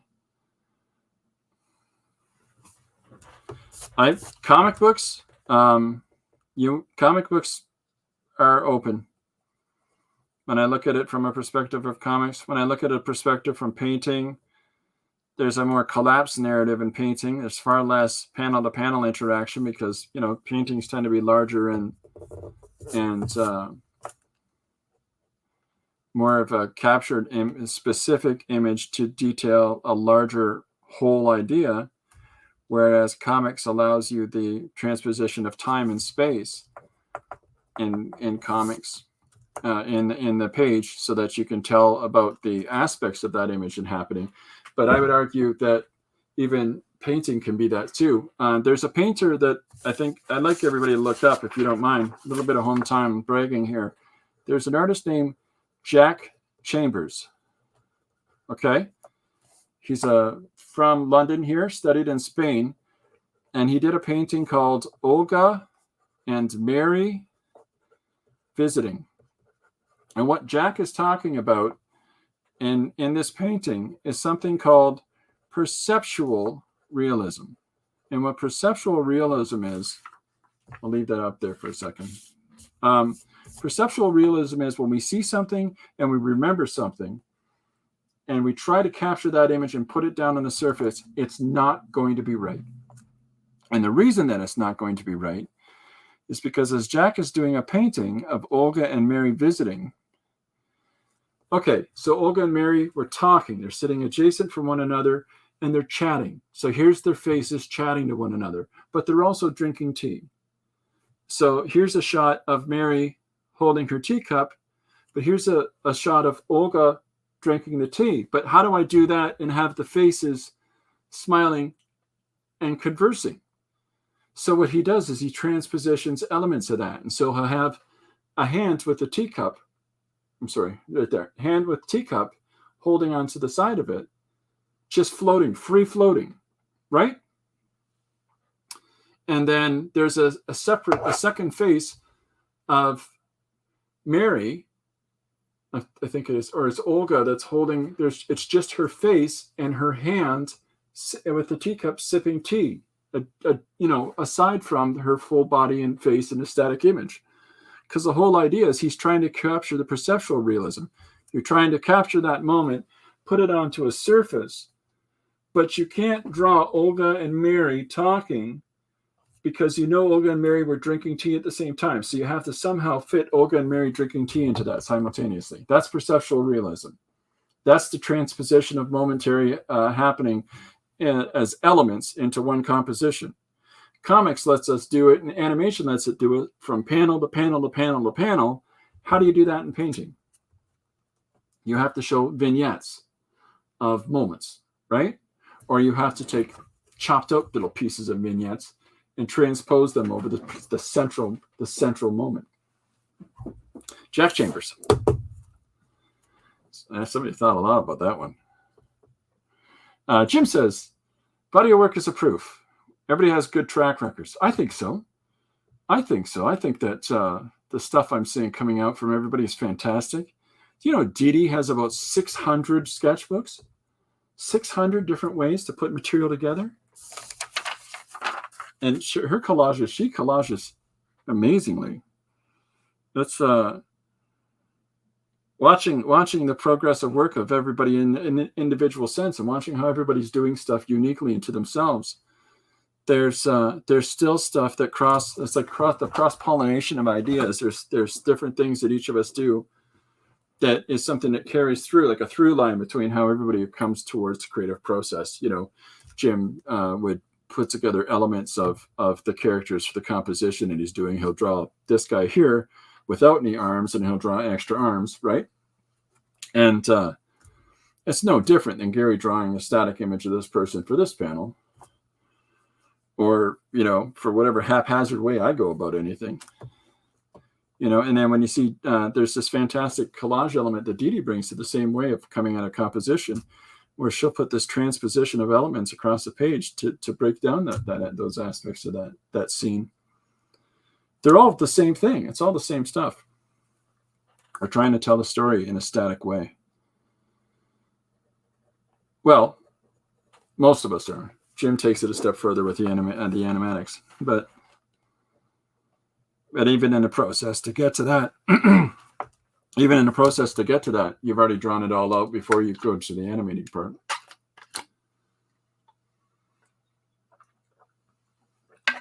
Jim's extra. But Dee Dee's extra. She does all the sketchbooking stuff. You know, Gary's extra. He does all the photo referencing stuff. It's all the same thing. I think that the one thing we can all take pride in for sure is that we're not all talk. Oh, there you go. Right? That's exactly true. Yeah, I think for sure. Gary walks the walk. I like to strut. Play some old school 70s funk and strut it out.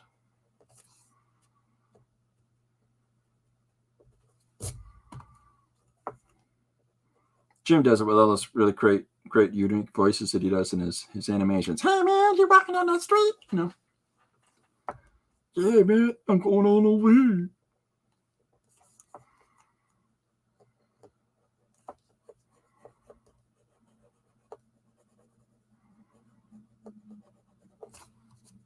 Change.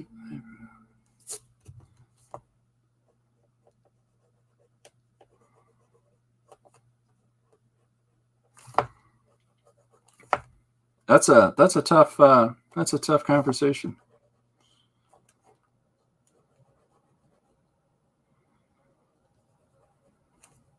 That I think that there'll be people that'll be watching the Artcasters that get a real benefit out of that, from hearing how you guys espouse how you go about those processes.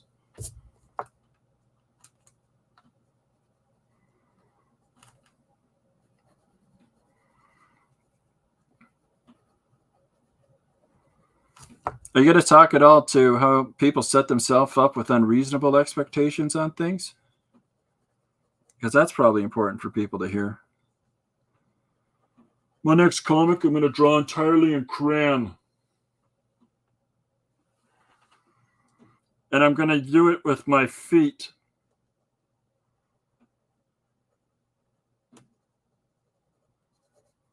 Crayon foot drawings. It's a story about a shoe salesman.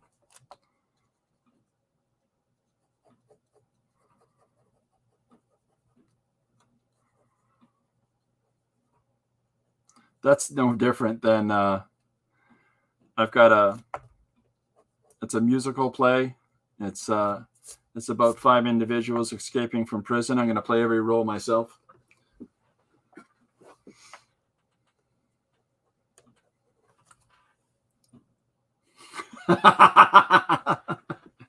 Gary for the drop, ladies and gentlemen. Gary for the drop. Interpretive, obviously. This is the alien. This is the spaceship. That's the cow.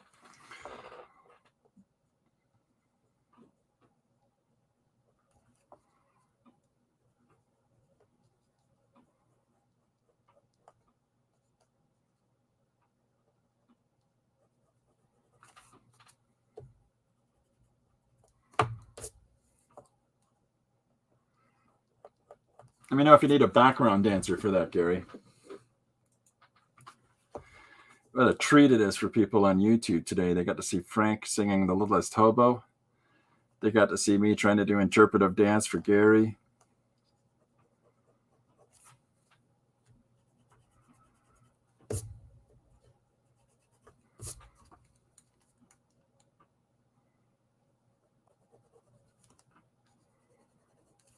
There's that something to be said for artists have that utilitarian head, right? It's a cow. There you go. That's for you, Jim. Hi, the cow is coming in and mooing. It's crazy. It's a crazy cow.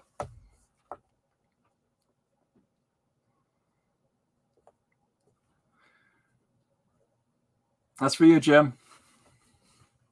Fulfilled, hopefully. The best part of anybody that has those unique and authentic voices is that I always want to picture the most mundane stuff coming out of their mouths. You're going to have to change the baby. He's pooped, right? Come on.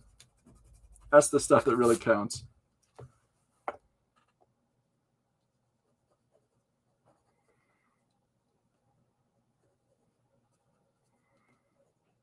All the people that do their Robert De Niro impressions and everything else under the sun, you got to imagine those people ordering soup. That's where it gets fun.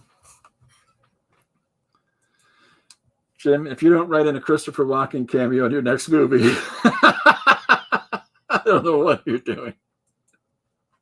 Hi, you guys. You're in a gang.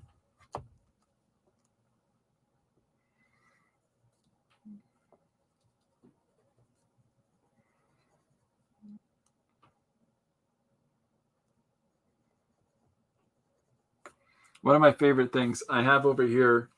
Are you even in the game? And he must dance. Indeed, he must. That's his weapon of choice. Oh, over here on top of one of my bookshelves, I have a Werner Herzog bobblehead. It is this or not a bobblehead. I'm sorry. What are those? The pops? They're called pops. They're these little big cartoony heads on his tiny little bodies, and they're this highly collectible, sought after nonsense. People spending entire mortgages on these stupid things, but they did a Werner Herzog one, so I had to buy that, right? There's a Bob Ross one that somebody gave me. It's in a box somewhere, but looking for some beautiful clouds. But the Werner Herzog one I have up on the shelf there, and it's just because I have to, walk in like I talk it. Funko, thank you, Dee Dee, thank you. That's the Funko Pops. I could watch the clip of Herzog talking about the jungle 1,000 times. If you want a real moment of Werner Herzog, listen to Werner Herzog narrate penguins. The penguin travels out to the ice floe, his very existence threatened by his own inequity. It's like the greatest. I was going to go out to try to rescue him, turn him back towards the water, but the director said no. It's inevitable. He will walk into the frozen tundra. It's so good. 5 kilometers to his death. It's the best. Exactly. This is their existence. One of banality and boredom. Catching the fish, eating the fish, swimming in the water, trying to find more fish for them to eat. Just so dumb, but genius. The fact he's in Star Wars. As soon as I found out that Werner Herzog was going to be a character in the Star Wars show, I thought, could that be any cooler? And then they put Bill Burr in the same series. I'm like, what? What in the world just happened?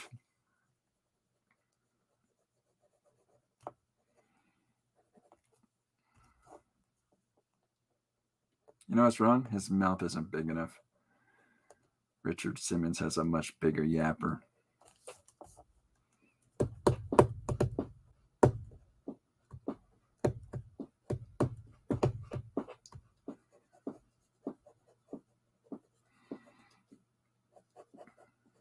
You could just have a film. Just have a film with all the characters. Don't even put them in the film, but just have people do impressions of specific characters for a movie, Jim. And, this character, whose name is Lucky, that's, whoever does it has to do a Werner Herzog impression the whole time. This is his brother Bruno. And then you have that Bruno character have a Christopher Walken voice. This guy over here is Al Pacino. Supposedly they were talking about replacing the Grogu puppet with a CG model, and when Herzog heard that, he called them all cowards. Yep, that sounds right. Anybody see the interview where he gets shot? he gets shot while being interviewed. And, oh my God, are you okay? Yes, it was just a small caliber, a BB gun. Oh my God. You've been shot. He goes, this happens. Like he's so matter of fact about it. But when you think about some of the films that he's been putting together and some of the locations he's been in and what's happening to him, yeah, that makes sense.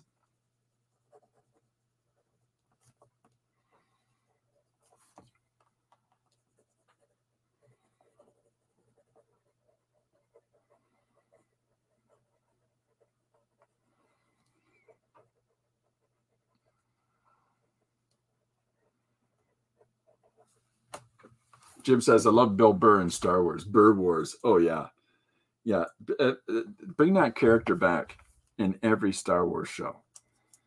Any show that goes around that time period better have appearances by Bill Burr's guy. He's just always getting up to trouble. Always there.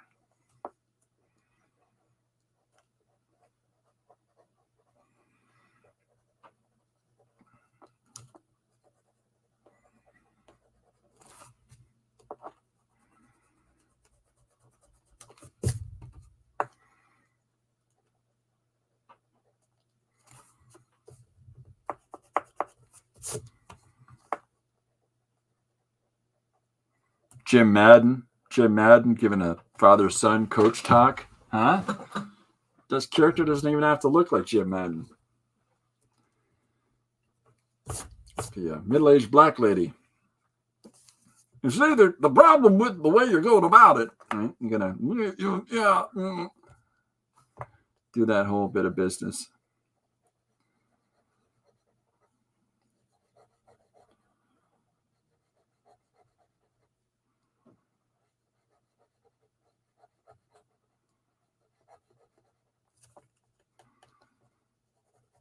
I used to do all the voices when I read storybooks to my kids.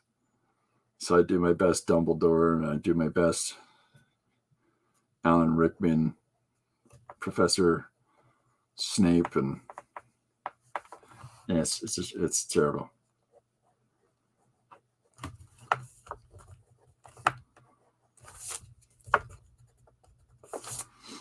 But I just flicked my note across the room. Good stuff. So that hand I would go in Photoshop and make bigger if I was in Photoshop. As soon as I draw it, I let it go. I don't like it. All right, so we're getting there. Now I want I'm trying to think of what was the last. Oh, the hands on the face expression. That's what I'm looking for. This one here. He's doing his right.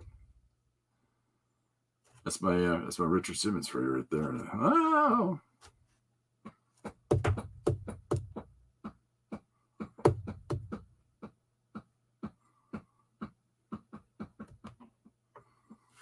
Okay, I got one.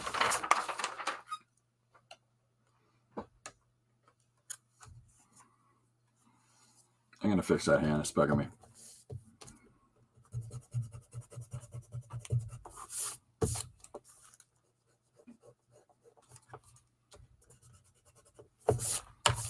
Read kids. Yeah, no, I did. Professor Slytherin's voice when I was reading my kids the Harry Potter series was what's his name? The bad guy, Voldemort.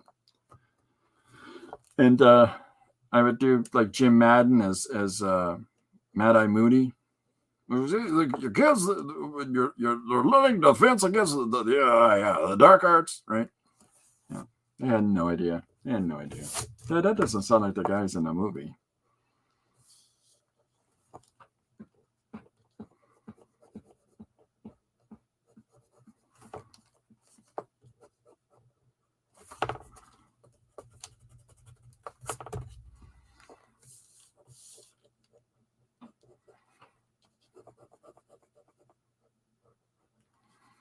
If there's anybody you can figure out how to do an impression of, then start saying the most mundane things, doing that impression.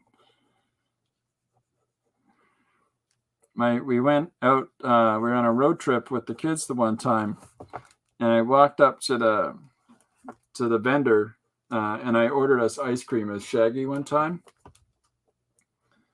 and my kids were all doing this face, trying to not to laugh because Dad's being stupid, and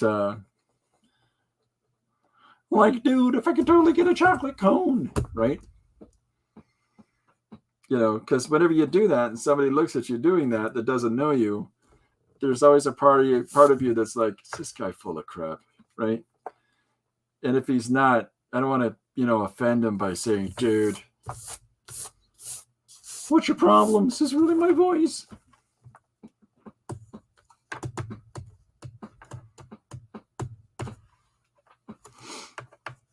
All right, so this one is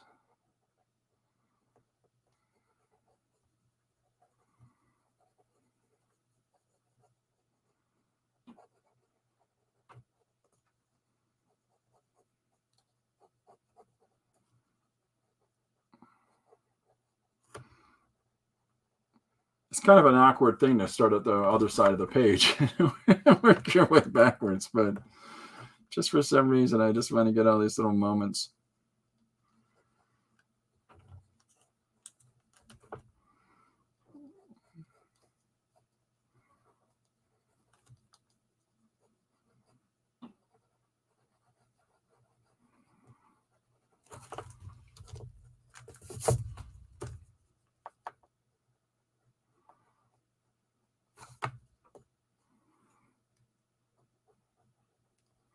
Well, if you guys are going to be on the Artcasters tonight, and anybody that's joined us late, the Artcasters will be on tonight with guest starring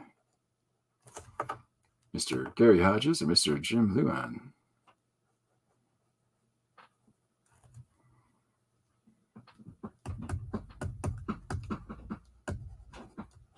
I'm going to have to be staying up to watch all that.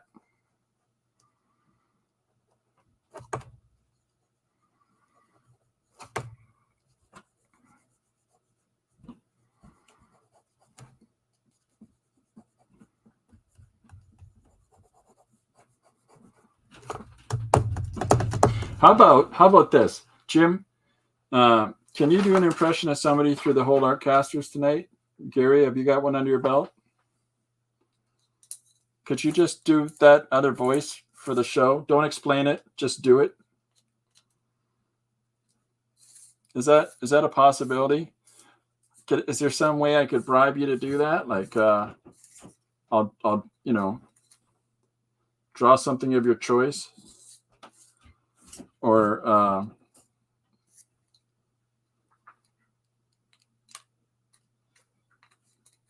get my guitar out and sing some Gordon Lightfoot to you. You don't want that. It looks like it's roses.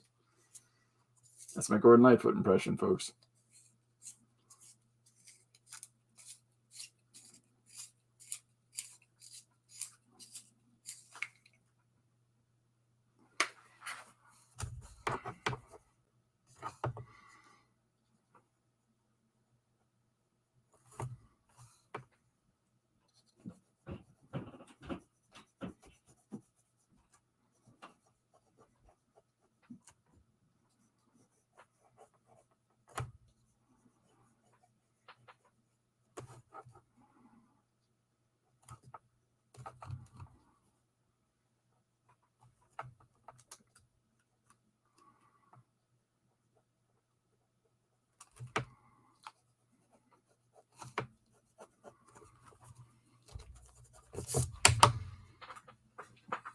I really wish the Artcasters had the same guest star intro as the Love Pose.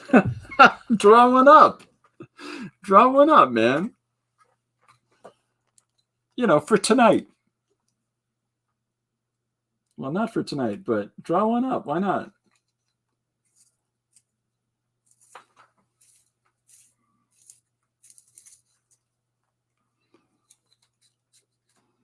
With Scott Circland as Captain Stubing.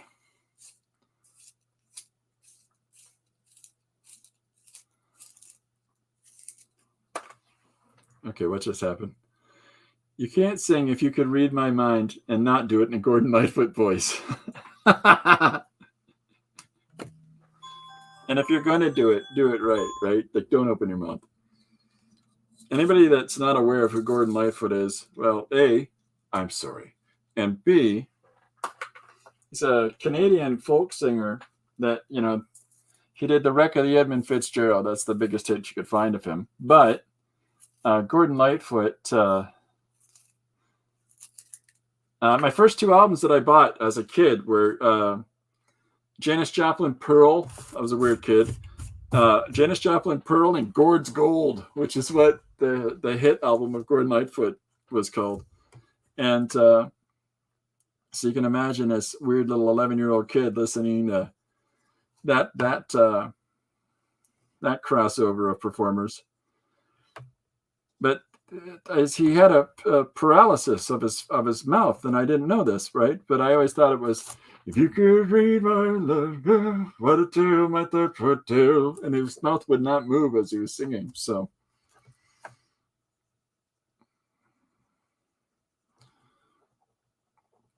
I didn't know why when I was younger. I was a jerk. But unfortunately, that's the standard Gordon Lightfoot. Look at the Edmund Fitzgerald.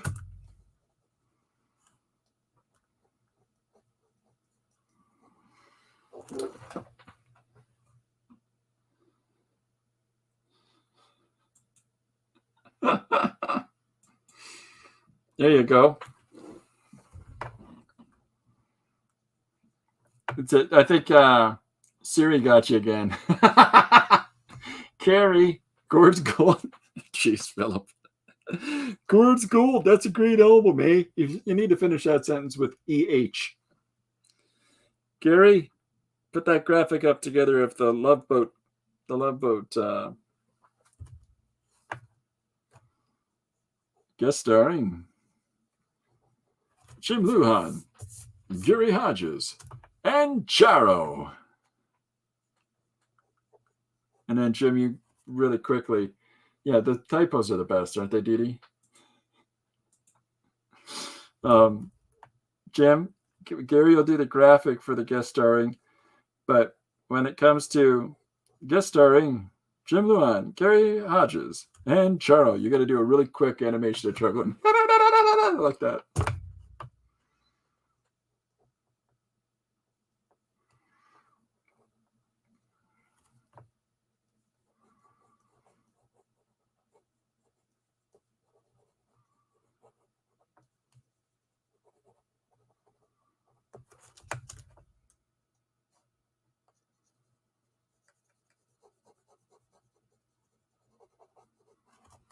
My secret impression that I do that I can't do in camera, I just can't, is that I've called up a number of friends and done a Bjork impression and told them that I would really like to have a good fun time at their party, but I would do my best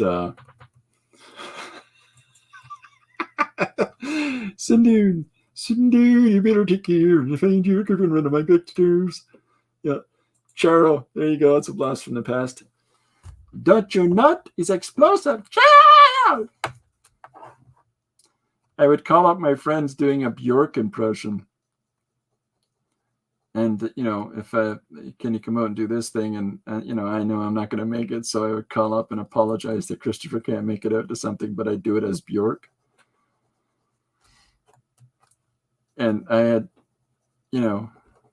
I called one friend up and I told them that they had I was really enjoying my time at their fantastic party. And I called them up from around the corner as I was coming up on their house there. And I called them up as Bjork and did this little silly bit on the phone. And then I walk into the get together and they're all trying to figure out who that could have been.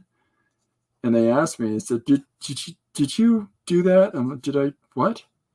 And I did a really convincing, I don't know what you're talking about when I got in. And I let it go for 3 years before I finally told them it was me. My best Doug McKenzie voice. Oh, Gord's Gold. Yeah, that's a great album, eh? Oh, geez. Yeah, there you go. I posted up. I don't know if I've got it. Hold on a sec. I was scanning up panels. They're little doodles that I've done in the studio. And I finally remembered that I drew this one. This is Bob and Doug, eh? Take a look there. Notice they're wearing toques, eh? That's a Canadian thing. Take off. It is not. It is so. Rick Moranis. Hopefully everybody's familiar with Bob and Doug. From SCTV.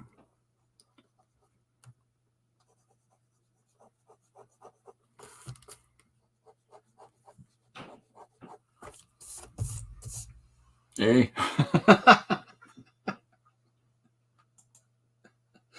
There you go. That's going up on the screen.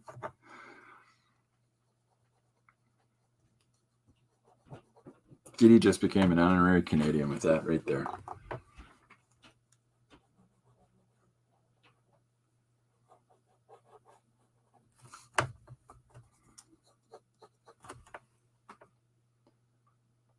Yeah, that was oh, thanks very much, Philip. That was a fun one.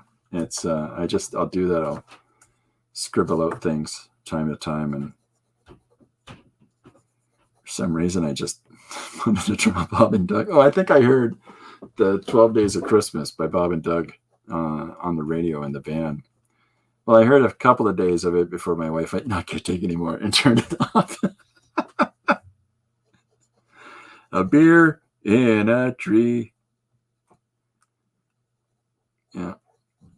We didn't make it through the whole song.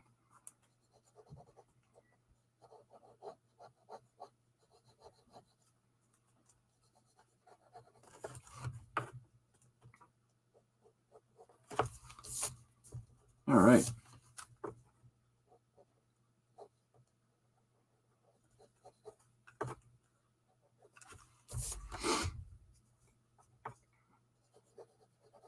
So this is I've got two more Richards to draw. Full body Richard right here doing his "Come on, gang!" right? And then I got one up in the top corner where he's going, "Lift them knees!" or whatever he shouts out. I'm going to have to watch a Richard Simmons video or so on the U of Tubes, so I can get some of his catchphrases down correctly.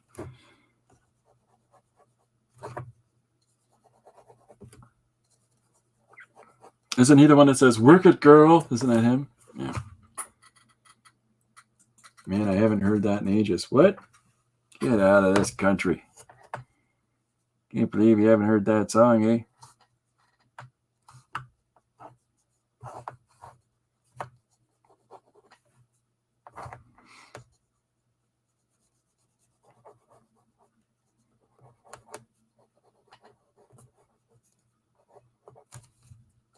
All right, what time am I at? 2 minutes, or 2 hours, 10 minutes. Okay, I better get wrapping up here. I'm having a lot of fun. I hope everybody else is having some fun. So I'll get this finished up for tonight and get it posted for tomorrow. I think I'm just going to do this as I'll get it inked up for us to put out tomorrow. They started on the radio back in the 80s around Christmas. Yep.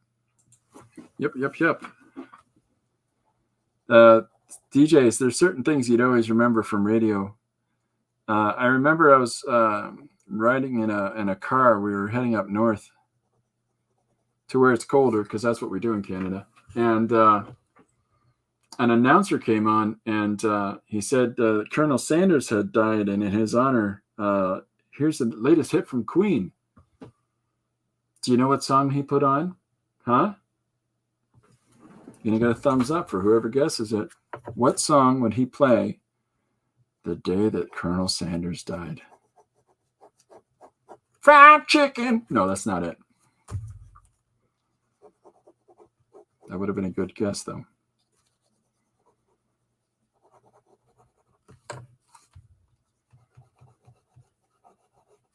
It's pretty obvious which one it is.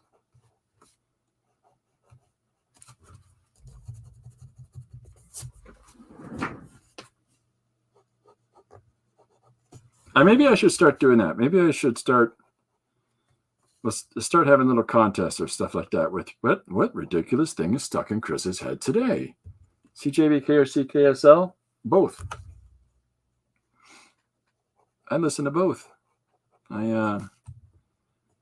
I also listen to the classic music station and country because I was a weird kid.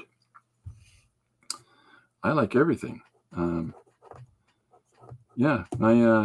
wife and I still go over to the London Symphonia that we have here in the city, and whenever we get a chance, because I'm a big fan of seeing live symphony performances, because I am a nerd for music. All right, I'm getting overly detailed here. Rein it in, Chris. Take it easy, guy. Just get it done.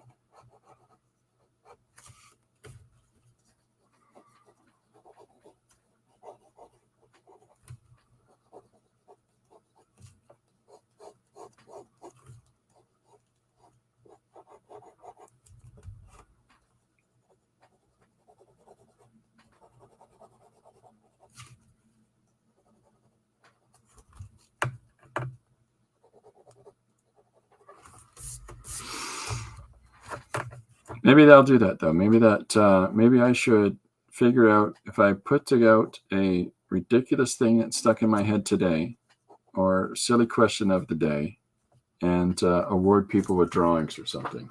That could be an idea. I don't know. Would anybody be interested in that?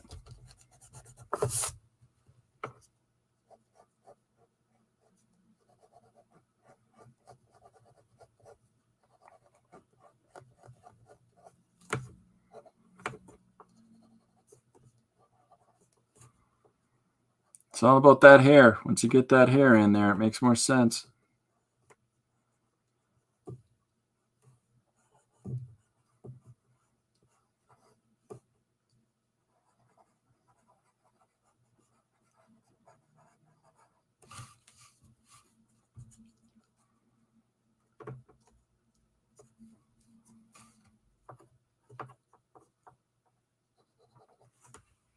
All right. Okay. Well, I think I should wrap it up with this. So I have, according to the structure of our page, I've got the text to go into this panel here, making old people sweating out their sweets. I might change that, just drop it down to making old people sweat. So then I've got to draw, I'm going to draw Corbin in the background here, floating in the air, and then I'm going to flip Corbin over for this reaction and pull the line up of the panels around these guys on the finished page. And then I've got the disappearing cat right here. I'm going to have the cat just eyes and the mouth at this point, and a little whoop part here with the text already gone in the background, or I'll just have the text itself saying already gone in smoke for his screamy reaction shot.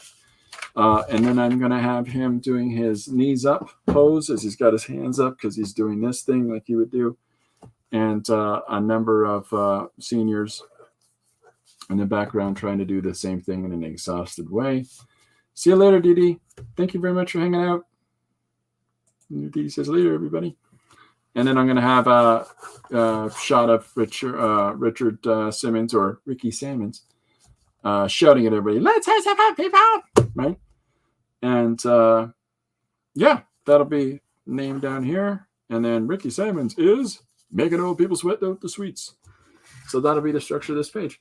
I've got a couple things laid out for that are in front of me here. A number of suggestions that have come in, and we've got always got the opportunity that if anybody else that's tuning in has a one-page comic idea, a couple sentences, just a silly notion. Why not? Let's see what we can do. Richard Simmons dealing with a Cheshire cat is today's suggestion. And then I've got exterior decorative doors on storage centers actually go to other worlds is another suggestion in front. Or The Fight Over the Bridal Bouquet. Part 1 is catching the bouquet, and it's going to be a fist fight. And part 2, the boyfriend, as she tries to take him down from running away. So, there's a couple of one pages that are connected. And then I've got there's something else on the docket that I don't think I've added to the list yet. Barney in Rehab, Dragon rethinking his life choices. Okay, these are all ones I've done. Old Stink Eye and the bow tie. The haunted bow tie. I have not done yet, so we'll get to those. But thanks very much for hanging out. I'll be back here tomorrow at 2 o'clock for a very exciting afternoon edition. But in the interim, I hope everybody keeps creating. I'm really looking forward to seeing what everybody's working on. Anybody that's able to tune into Artcasters tonight, if you look up Joshua Kemball's, I think the guys have both confirmed that it's on Joshua Kemball's site tonight. One, because look up what Josh does. He's a really great storyteller. I picked up his books, and I really enjoy them. I've heard some really silly perspectives on, the fact that it's melancholic or whatever it is, but it is. It's a beautiful piece that talks about real engagements, and they don't always work out, between people. So there's definitely a place for that voice. There's definitely a place for every solid piece of storytelling. If it's funny, if it's sad, if it's dealing with some kind of issue for somebody, that's the stuff we need to see more of, and stop focusing in the Western world here too much on people punching each other with their underwear on the outside. So, but yeah, if you can look up Joshua Kemball's, write it down, Joshua Kemball, and take a look there for the Artcaster show tonight that Gary and Jim are both going to be on. So that's fantastic, and it'll be a lot of fun. Looking forward to the guys chatting it up. And Philip Chandler's got some fun stuff going with Frank Salazar and some other gang that they're putting together some anthology work. So check out Philip Chandler's page and Frank Salazar's YouTube page as well, and see what's going on there. If there's anything anybody else has coming up or anything that anybody else is working on, let's keep doing this and letting each other know what's up. And keep rolling on with that. But that's about it for me for today. So 2 o'clock tomorrow, same bad time, same bad station. I'll be finishing this, and we can figure out what the next page is. But thanks very much for hanging out, everybody, and keep creating. Bye for now.